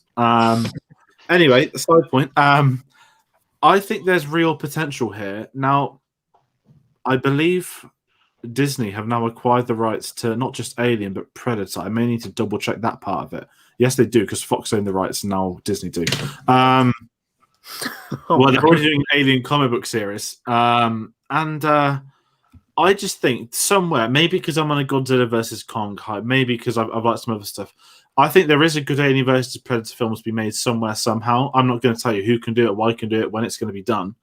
But now I've sort of grown up, I've seen those Alien films. I'm not going to get too deep into some of the Alien films because who knows, someone might bring them up soon. There is potential to be had with either of those. I'm not saying bringing Annie, I'm not saying bringing Sigourney Weaver, but I would like to see the two be shown again.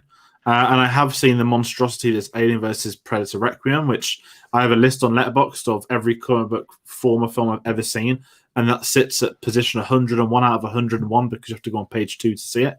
One of the worst things in existence, but I believe it can be done, and I think there's a way to get it done. But also what that could do is it could be used as a reboot/remake point for them to stop saying, I'm going to direct Alien 3, I'm going to direct Predator 3, because we've had that happen at least 3 times for each franchise now, haven't we? Mm-hmm. It's kind of like the running joke with Terminator, I'm making the real sequel to Terminator 2, which is, it's become deja vu at this point in time. So I think if you wanted to reboot or remake, you could use this as a reset point for the entire Alien and Predator chronology, would you call it? I don't know what the word is. But I think there's something to be had there. You don't need an origins of the race. You don't need everything to be according to plan, but hit that reset button, use the two species, and then use that point to tangle them off and let them have their own franchises. It's a very different one. It's a hard one as well. Yeah.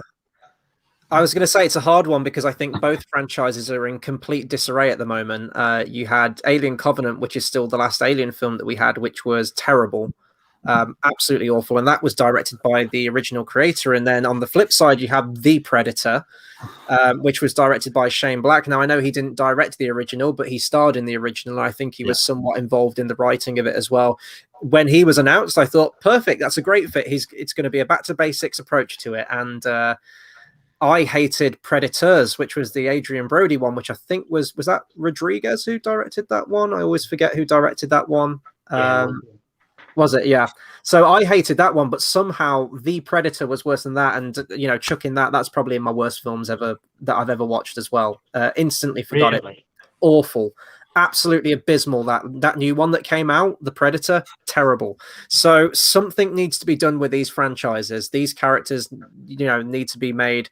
They need to be feared again. They need to be scary again, or at least they need to dial up the spectacle. Now, I've never seen the original Alien versus Predator, so in terms of the actual versus part of that film, I don't know if it's a good fight. I don't know if it was well done.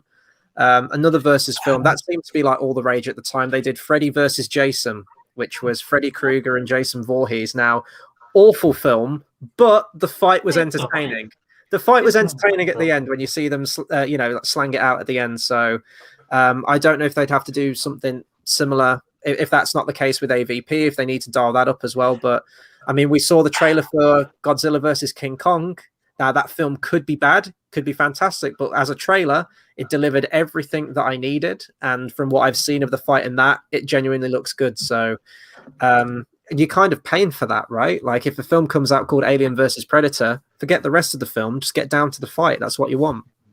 The problem with Alien versus Predator is that you're watching humans running away from aliens and predators, and they occasionally fight. Mm-hmm. That's the core issue. And then you got Requiem after, which is best left unspoken about. Okay, here's an idea. So you have an Alien versus Predator film, not directed by Paul W.S. Anderson, because apart from say Event Horizon and maybe the first Resident Evil film, that are okay, and I like all the Resident Evil films bar 6. I think they're goofy, and that's exactly why I love them. But so get someone on board that would actually do this justice. My idea for this is not to have any humans. So like your idea for Transformers, not have any humans in it at all, but have it be a sort of hunting movie. So all the predators, there's a team of predators going on a hunt for a captured alien that they've released, and now they're going to hunt it, but they become the hunted, and it has no dialogue in it. It's just essentially that. And I think you could maintain people's attention if you make it, say, a 90-minute, hour and three-quarter movie, just about that. I think that would be pretty good. Do the Predators speak with? I'm trying to remember the end of Predator 2, where Danny Glover goes up to the ship. Do they speak in subtitles, like alien language, and it comes up at the bottom of the screen? I can't remember. I remember that there's an alien school in the background, isn't there? I think there's a scene where he goes up to the ship and there's like a group of them and they're all talking with each other, but it's like alien subtitles. Or maybe the Predators, Predators did that. I can't remember. But Predators definitely have a form of, I don't know if they do subtitles or if they just make noises and to assume it's conversation. They definitely have that in Alien versus Predator. And I even remember they did a terrible PS3 game in about 2010 as well. And I believe there was also a terrible Predator game that came out a year or two ago that it looked okay in the trailers, and then you realize it's like a pay-to-win mechanic, and they even somehow got Arnie into it as DLC. And I can't remember if they put Rambo in it as well, or something bizarre. But there's a franchise in there, but both of them are just so shit, politely put, now. And the problem is, I'm not going to harp on Alien too much because it's coming up. And there was a fantastic potential Neil Blomkamp director. That's my conversation over. Thank you very much. Tom, let's move on to your pick. Okay, so my next pick, staying on the Alien theme, is David Fincher's Alien 3. So Yes, Neil Blomkamp was attached to remake this, or at least do a sequel to this. However, I think I would really like to see David Fincher go back and remake the film that he wanted to make, and essentially, he gets to make what he wanted. And I think Alien 3 is good. I think the assembly cut is better, much better. But Fincher has distanced himself from Alien 3 as much as he possibly can. But it would be very good if he could come back and tell the story that he wanted to tell. Given his experience now as a filmmaker, I think that would work brilliantly. Or whether if you're going back in time, maybe Alien 3 doesn't get made in 1990 or 92. Maybe you bring it forward after Fincher's made Seven and Fight Club, and potentially have him direct it then, when he's at the sort of peak of his power. And obviously he gets final say on the cut of the film as well. I just think it would be really interesting to see him come back and do the thing he originally wanted to make, and change it up, essentially. So that's why I picked Alien 3. I know there's a bunch of different ideas that were circulating around, which kind of all elements of each of them, I think, sort of like got cobbled together in the final version. I know there was talk of a wooden planet, like a planet exclusively made of wood or something, or church-like structures, or like this religious kind of cultist inhabitants on the planet. And then there was a prison planet, and then the final product is kind of amalgamation of all of that, where you have wooden structures and you have the prison inmates, but there's also like a religious subtext to it as well. I will say I've only ever seen the assembly cut, because I just heard inherently it was better. And when I was going through the Alien films, actually, Tom, many years ago when we reviewed those films on the channel was when I last watched Alien 3, and I watched the assembly cut for that film. I actually think, in sort of like hindsight, it's almost like Rian Johnson directed the first 5 minutes of the film, though, in that it's just like, oh, remember all these characters you loved in the previous film? Well, we're going to kill them all off instantly. So I don't know whether you do that, because I know that Blomkamp was on about bringing Michael Biehn back as like a main figure in there alongside Sigourney Weaver. So that would kind of be pretending that 3 never happened, and almost continuing it as a what if his character continued. And the character of Newt as well, on the one hand you could say it's bold that Fincher, I don't know whether that was his idea to kill all the characters off from the previous film. We saw a similar thing happen in Terminator Dark Fate in the first opening 2 minutes of that film. Spoiler alert. John Connor, the kid from T2, just killed off instantly. So I think it's a difficult one, because you have Alien 1, which is inherently just one alien, and it's a survival horror film. It's kind of a slasher film in many ways. You have your assembly of characters, ensemble of characters, and then one by one they all get picked off, leaving the final, not going to say damsel in distress, but that kind of similar role where she goes toe to toe with the bad guy at the end. Then the second one comes along, and it's like, right, what do? You can either just remake and do exactly the same thing again, or you go bigger, louder, more action, and that's exactly what James Cameron did with Aliens. When you get to 3, that's a really awkward number, because it's then, do you go even more? Do you stick with more aliens? Have they kind of lost their scare factor? Or do you try and bring it back to the horror of the first one? And I think that's what he was trying to do with Alien 3, in that you have just one creature again, which is like that weird hybrid creature, isn't it? So I think it's tough, but I would have loved to have seen Blomkamp's Alien 3 or Alien film. The concept art looked phenomenal. Now, granted, I think District 9, I think we'd probably all say, is his best film. I wasn't a big fan of Elysium, and I still haven't seen Chappie, but I know that it didn't get particularly massive critical acclaim when it came out. But just, it essentially proved himself, at least visually, and making interesting sci-fi films that maybe were kind of against the grain at the time, or that we hadn't seen before. So I would have loved to have seen his take, and you could tell that he was passionate about it, and you can see his influence that film would have had on him as a filmmaker with the films that he's made. Yeah. And then I don't know if Ridley Scott just sort of put Covenant into production because he wanted to maintain ownership of it, or some kind of, assert his dominance of Alien. Like, no, this is my franchise. I have a story to tell now. And we saw how well that went. I think that as well, having interference from Fox really hindered the original Alien 3, and I think bringing in a director that could has creative control without any studio interference would be a godsend for it, because I think this is something that gets overlooked, and I'd really want people to come back to it. It's just an endorsement of Alien 3 really. But yeah, I would, for this remake, I would like Fincher to come back for it, get the original cast. I'd still say kill off Newt and Hicks as well. I think that was a bold story choice, and I think it does work. But yeah, that aside, I'd love to see Fincher's original vision for this, and I'd love for him to come back and redo it. I think with Fincher as well, what's worth saying is that, was it his first film? I believe it went so wrong that has put him on the journey he's gone on to, i.e., fuck the studios, fuck these, I'll do what I want. And I think now he signed another Netflix deal. Yes, he had Mank come out, he's involved in House of Cards, but you can tell to this day, almost 30 years later now, that clearly has still had that effect on him with the studios, with these big productions. And I'd be curious. Unfortunately, it's really hard for me as a Blomkamp fan to not sway towards it, especially when I think after Chappie, which I think is absolutely fine, it turned me to Diantwood fan, which I don't know if that's actually a good thing or a bad thing. But he started doing short films after he set up his own studio, and I'm not glad I've not seen any of them. However, he had Sigourney Weaver being one of the studio's first short films.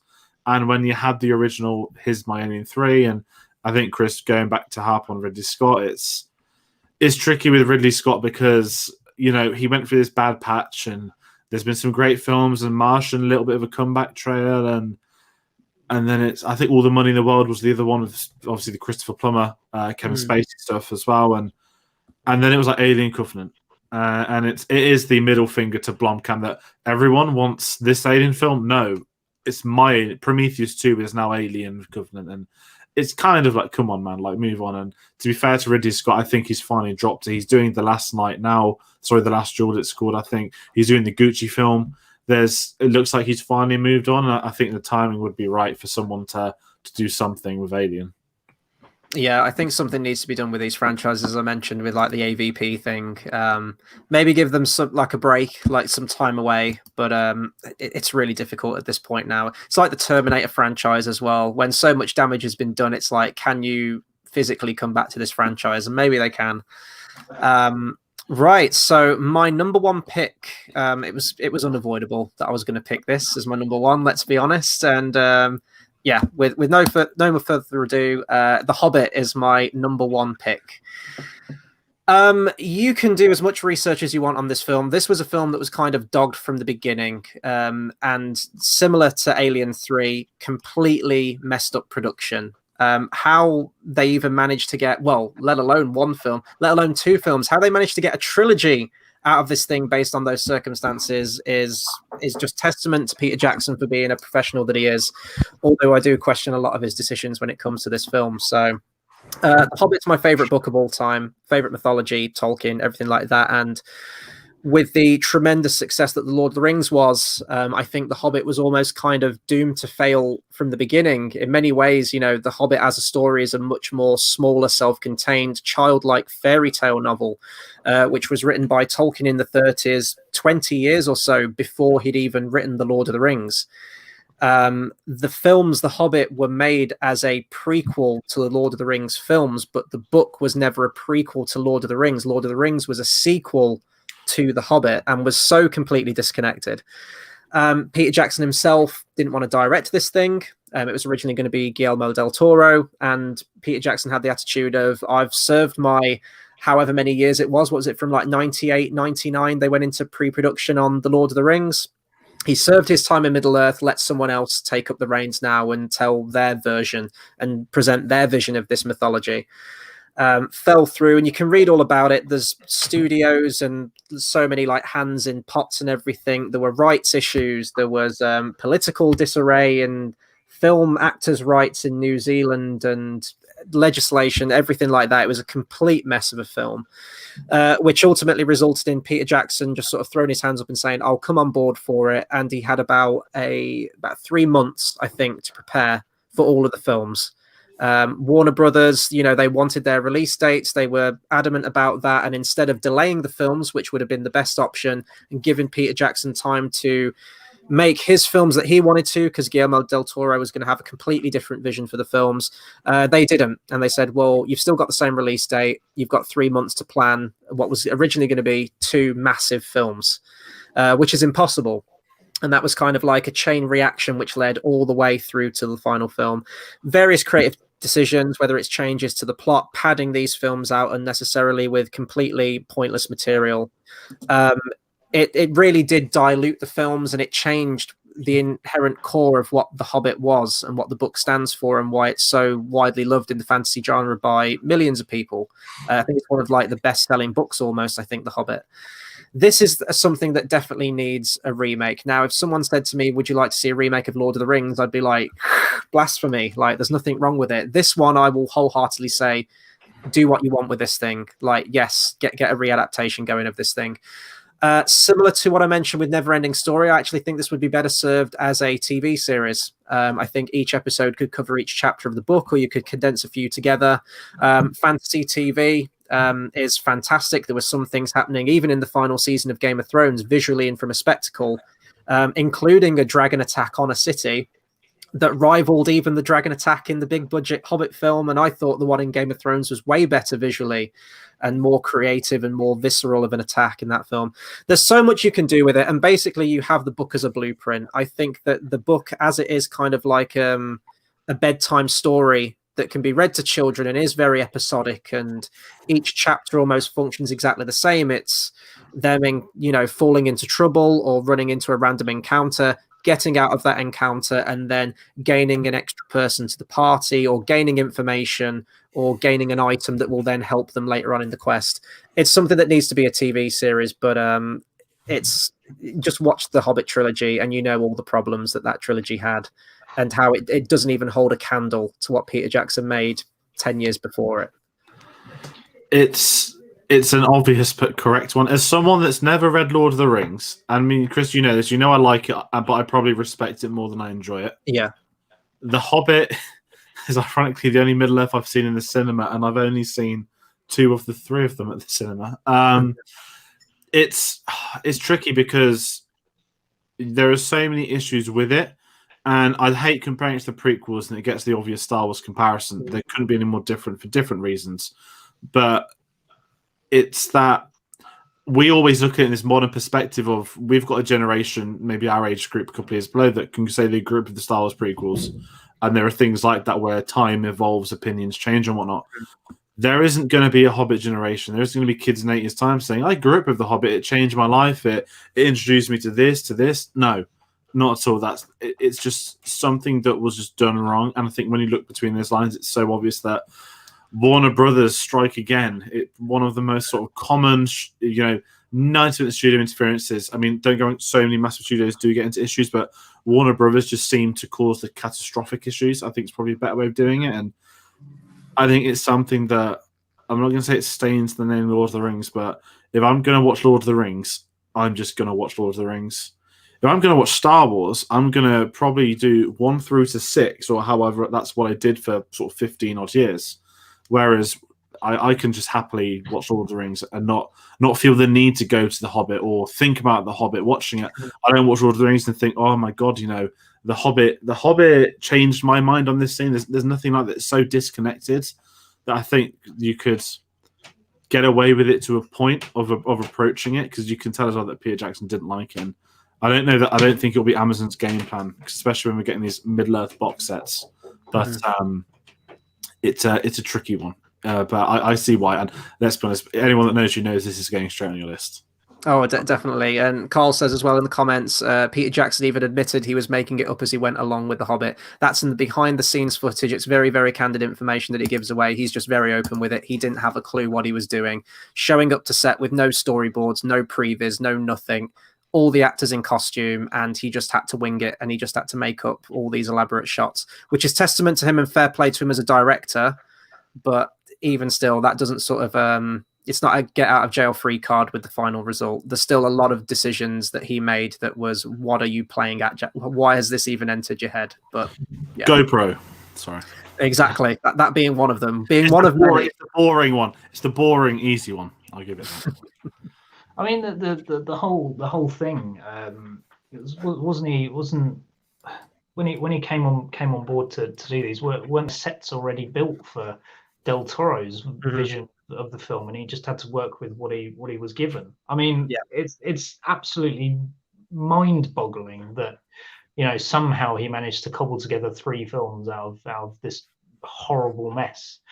But I suppose it's a case of what I was saying with Fincher coming back to do a remake. Would you want Jackson to come back and, you know, retell the story that he wants, or do you want to get someone else in? So, say, for example, have Del Toro's vision of the film.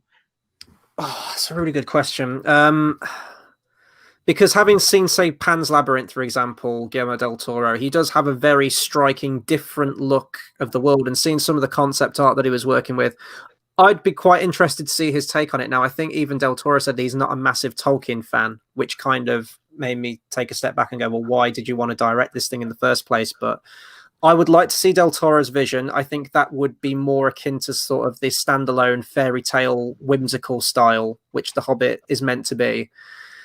And with Peter Jackson, if he did come back and he did have, you know, 3 years to plan these films out or whatever he wanted to do with it, you would have more visual continuity, I think, with the established world that he made in Lord of the Rings. But I don't know where his poor decisions and Warner Brothers' poor decisions met and, you know, where the other began. Tariel, for example, we know that was reshoots. So we know that was a thing that Warner Brothers wanted. They wanted a love story in there. That wasn't Peter Jackson's idea. That was a very last minute thing that had to be added to the films. But the constant callbacks and on-the-nose references to Lord of the Rings, was that a Jackson thing that he wanted to do to tie it in with his films?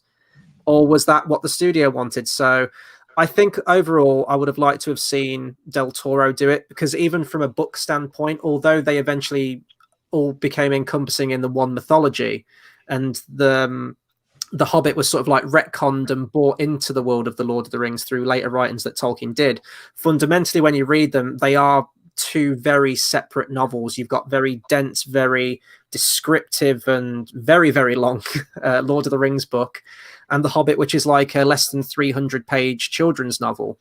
So I think Del Toro doing it and being a completely different visual style, different actors, different person playing Gandalf, this and that, I think that would be more in keeping with how the books are and how they're very separate things. And I would have liked that separateness, I think. So, yeah, I'd probably say on the whole, I'd be interested to see Del Toro's take on it. Because when a director stayed with a franchise for so long, sometimes their ideas and their enthusiasm with what they're doing can drift as well. And we've seen that usually with trilogies. If a director stays on for too long, it kind of dips towards the end, let alone 6 massive films. But yeah.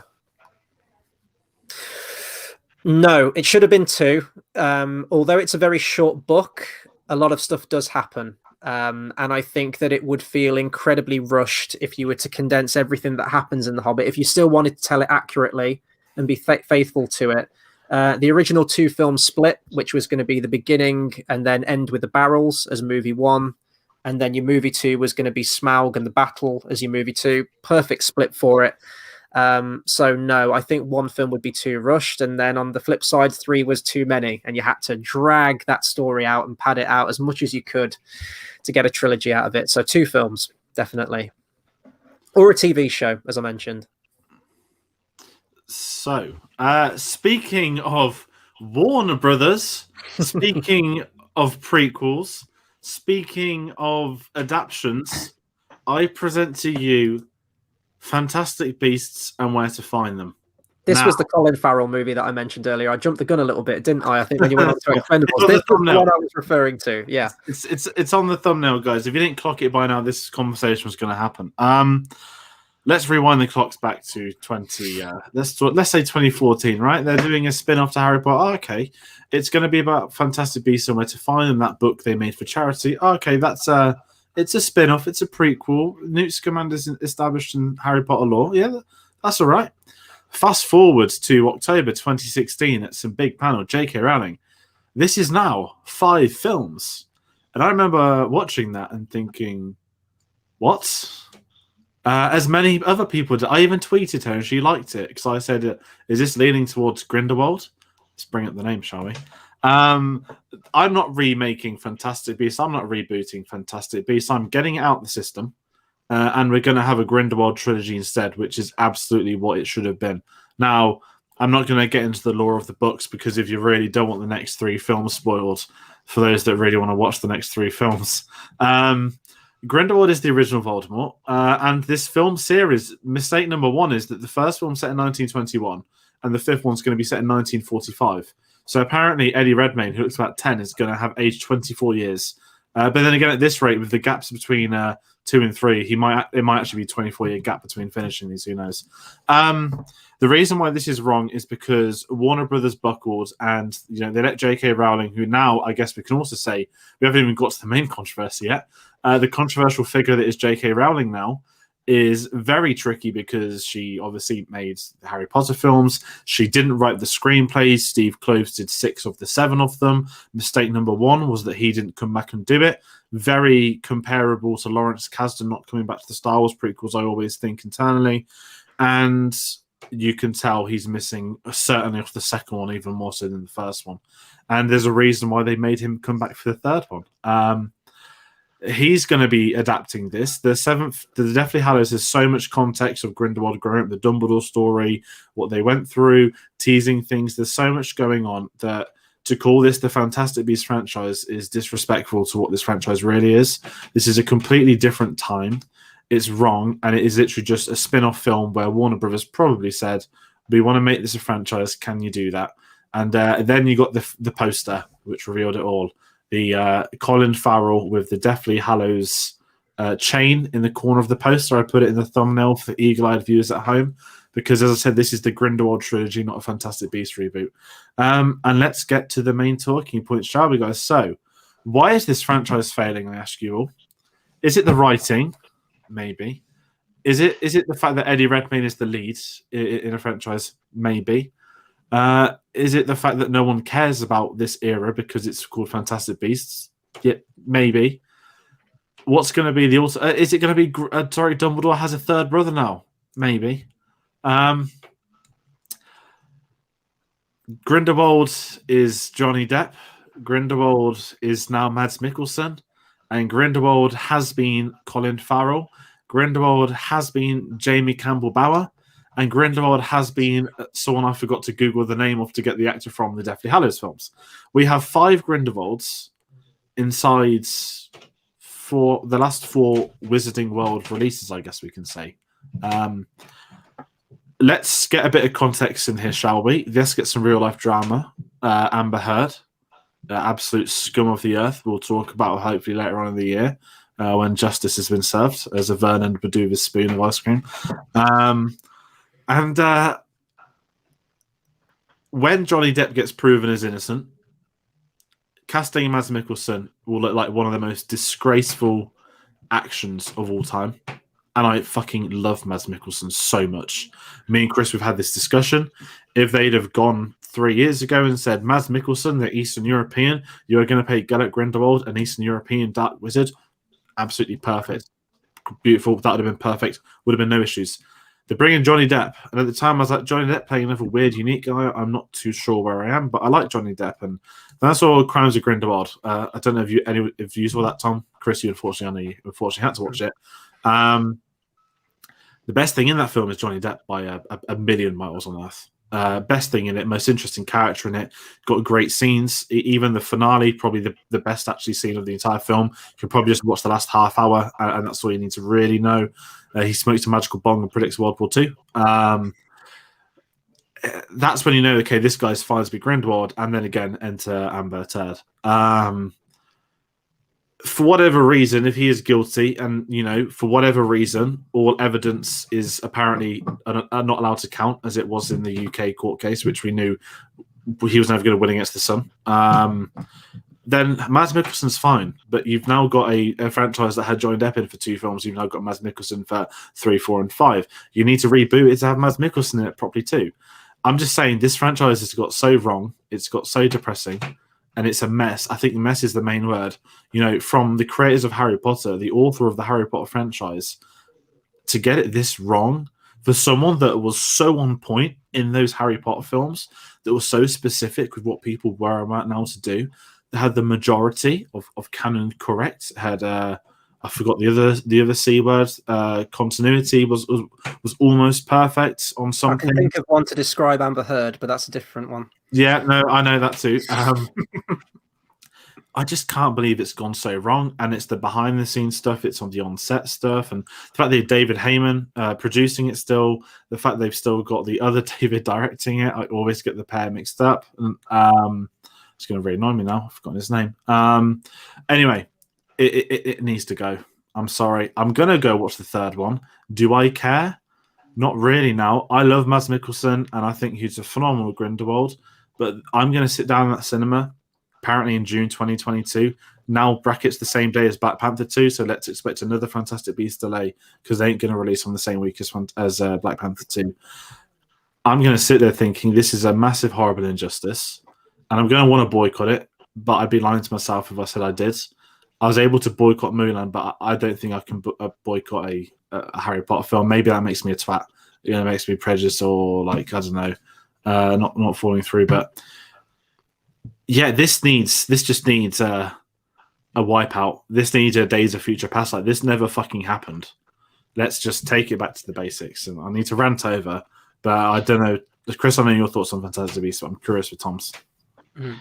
So from what I gathered in your rant there is that, you know, the real life controversy surrounding this has stained what could have been something really good, and that it should be rebooted with different people. It's the franchises. Let's take this as a Gordon Ramsay thing, right?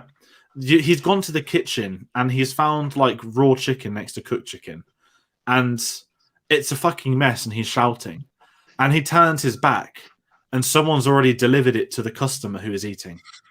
That it's like you've got your problem A and B, which has already happened, and then problem C is that it's gone out the kitchen, it's now presented to the world, and it's even worse, which is the Johnny Depp stuff.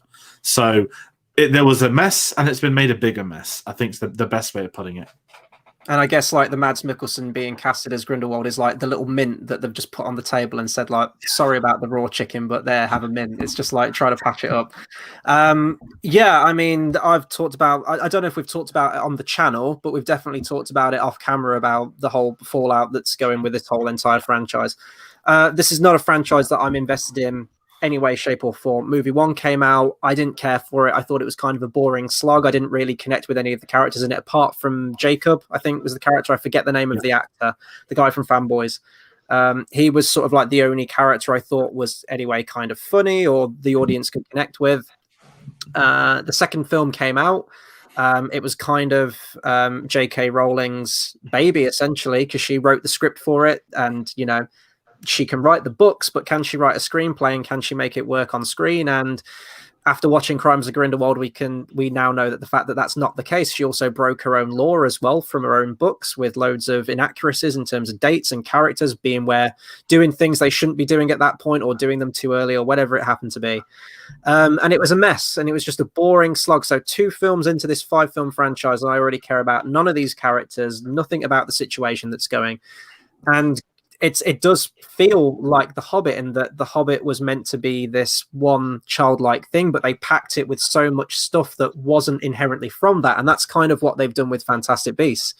You have a great premise where you could do a single standalone film, more of a childlike film, I'd say, probably akin to like the first couple of Harry Potter films, where you just have Newt Scamander finding magical creatures, trying to get them all together, and just sort of like another step into the wizarding world.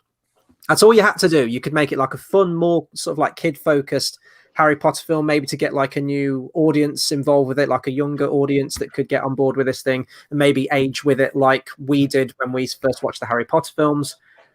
But it stopped being that. It was the first film was kind of a mishmash of that, where you have Eddie Redmayne doing this weird ritualistic dance with a rhino in one scene. But maybe that could work if you were doing that. He's just trying to capture these monsters and these creatures. Fair enough, whatever. But then, yeah, you pack it with all of this political intrigue and what's going on at the ministry, and Grindelwald's coming back, and you could have just framed this as a Grindelwald trilogy. Dumbledore is your main character, Grindelwald is your other main character. You know, lovers essentially, they have a past together, and you could really flesh that out and, you know, like do a deep dive into that. And that would be interesting. And then when you get to your third film in the trilogy, it's been building to something. It's building to that final fight between the two of them. But as it is, sorry to cut you off. Yeah, the greatest jewel that's ever existed inside that world, and that is the only thing I'm really caring at all about.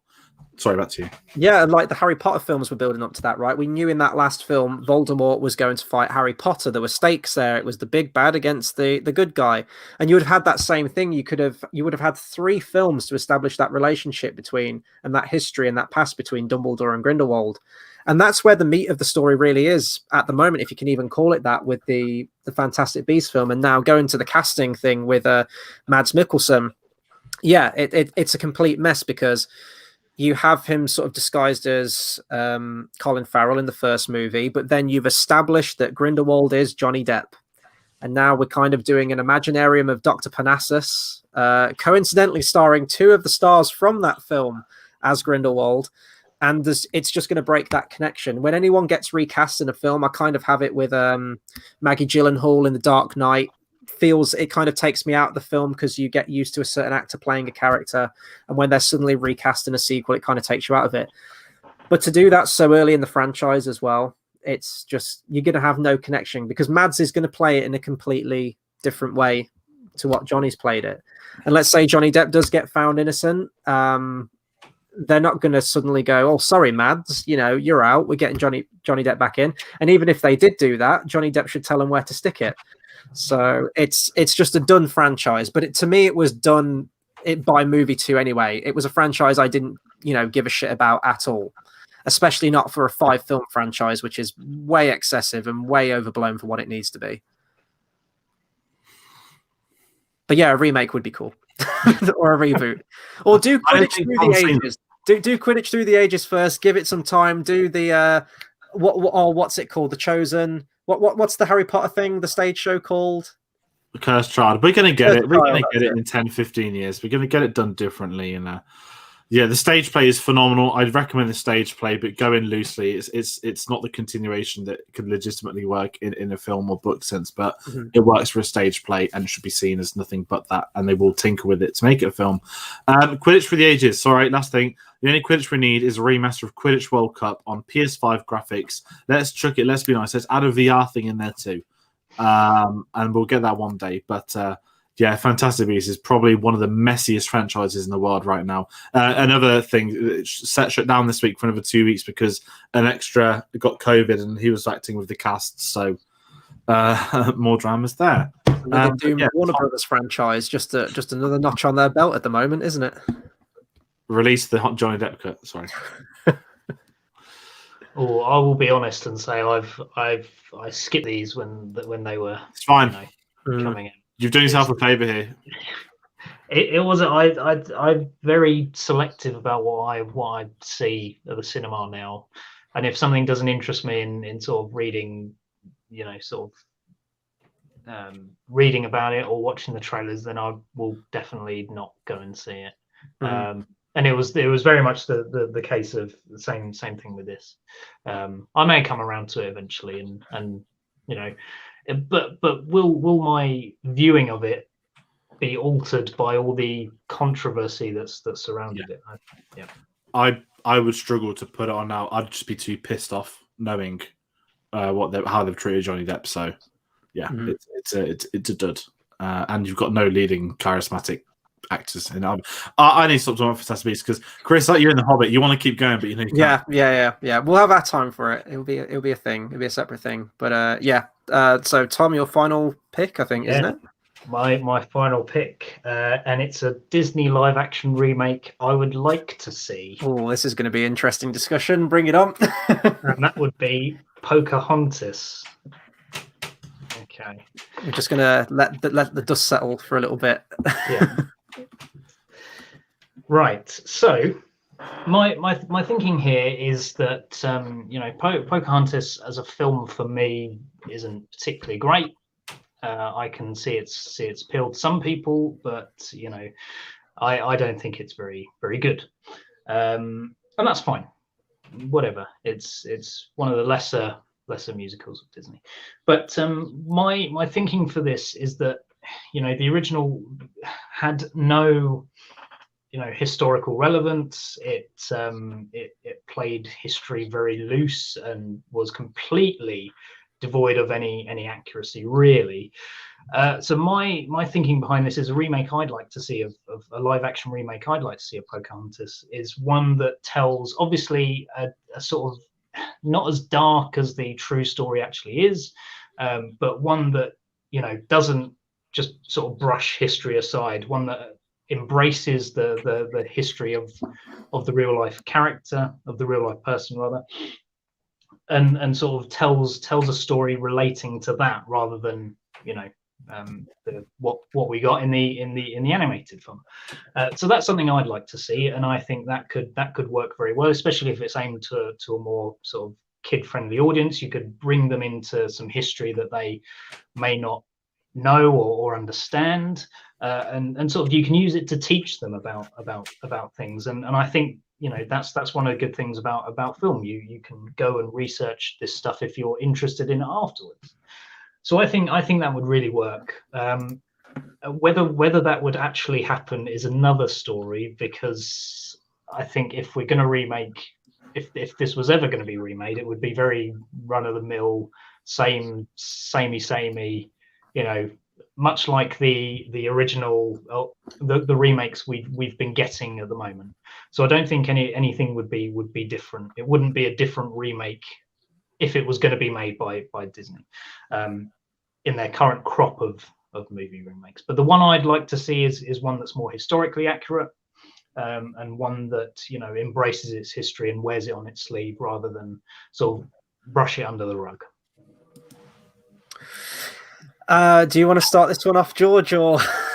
Yeah, I've never seen the animated film, so I've got that going for me, that this is the one I think most people would say they expect, but this is the one where I know I don't think even Disney have the balls to do this.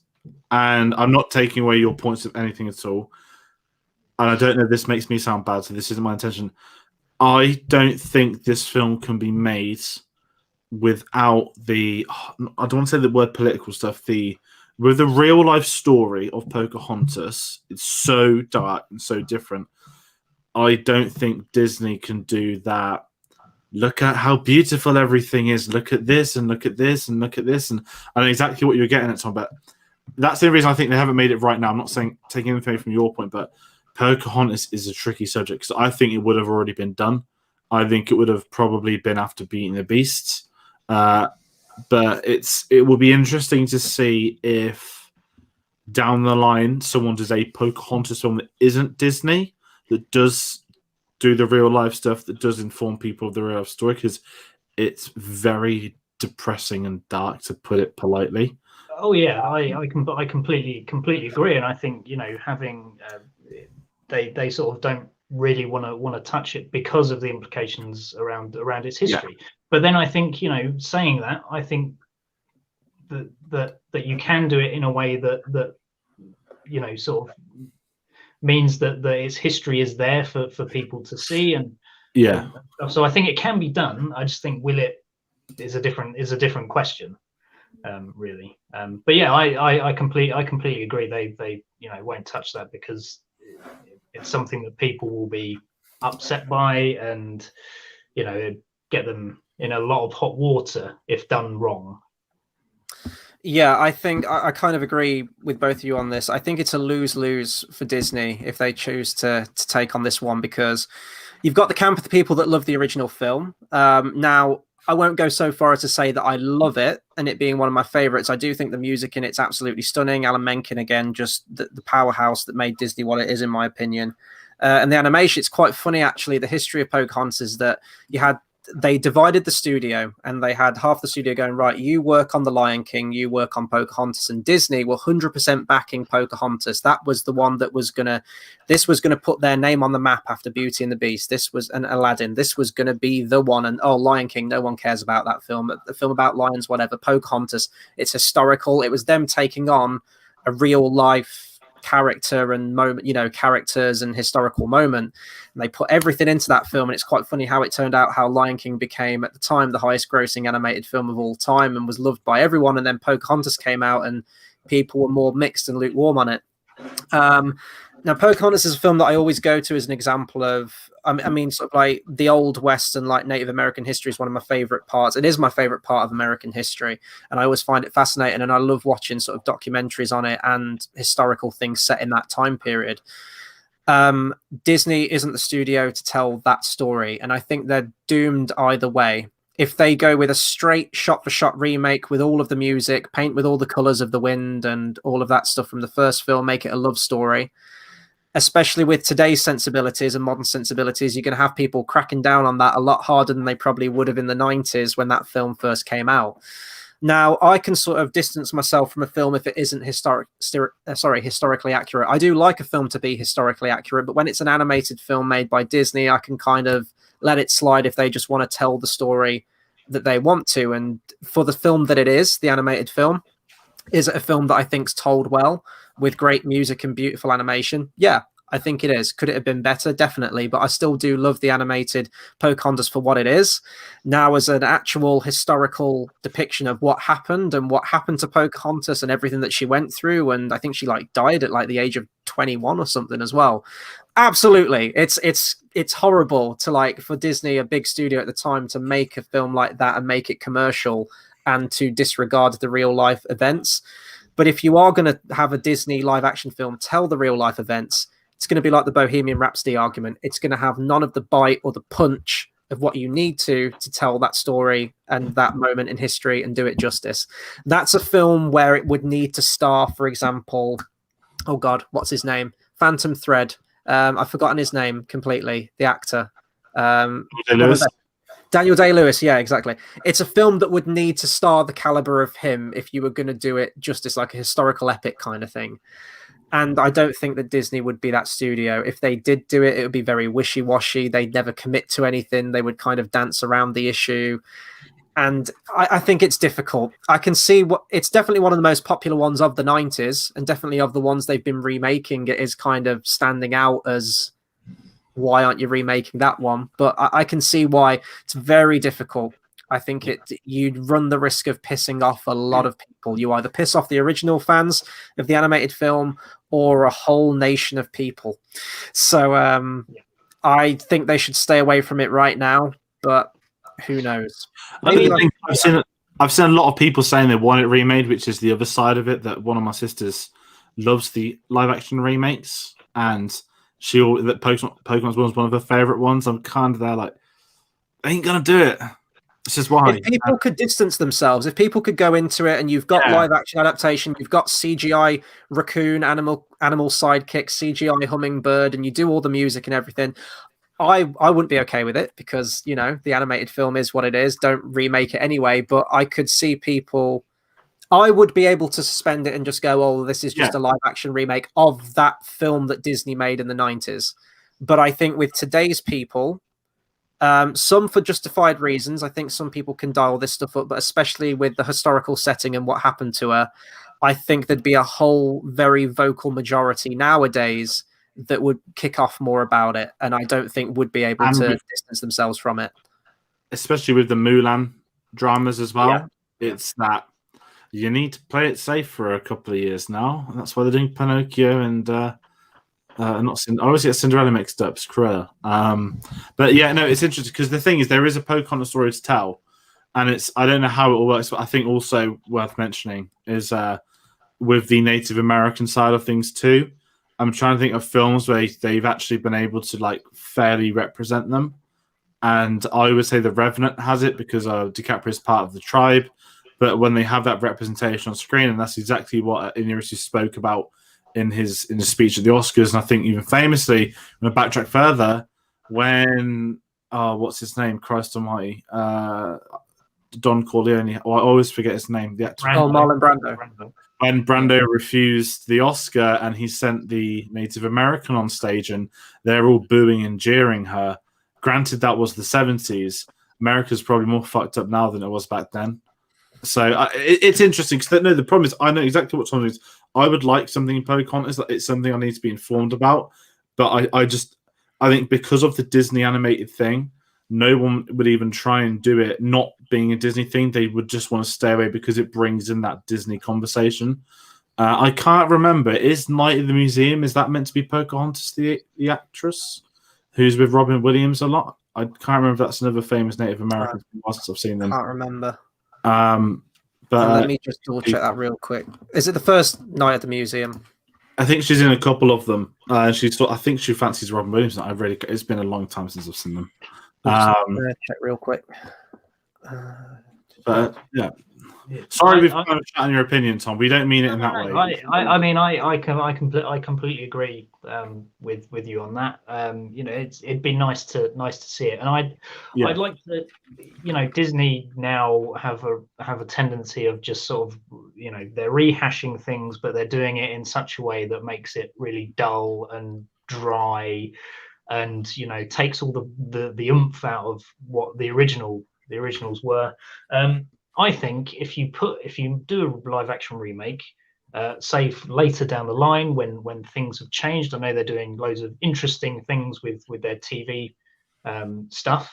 So if you do that for a live action remake of that, then you could add some oomph into it and some bite as well. But I understand the sort of the thing with the Bohemian Rhapsody thing is that that's sort of a more adult orientated story anyway, and I know this is, but the original is sort of kid friendly, and I think there is a way of telling that story, but in a sort of kid friendly way that will get across the messages that you need.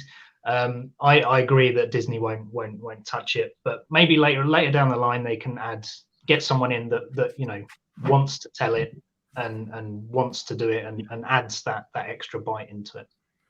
Be the actor things as well, wouldn't it? You'd have to cast Native American actors, and it's the question of would they want to be involved in it and the ramifications. I don't know. I think give it a few years once Disney have remade everything else, and there's still a Pocahontas shaped hole in the live action remakes. Maybe they'll consider it, because I don't see them stopping anytime soon, and I think it would still make a lot of money. I think there would still be an audience for it.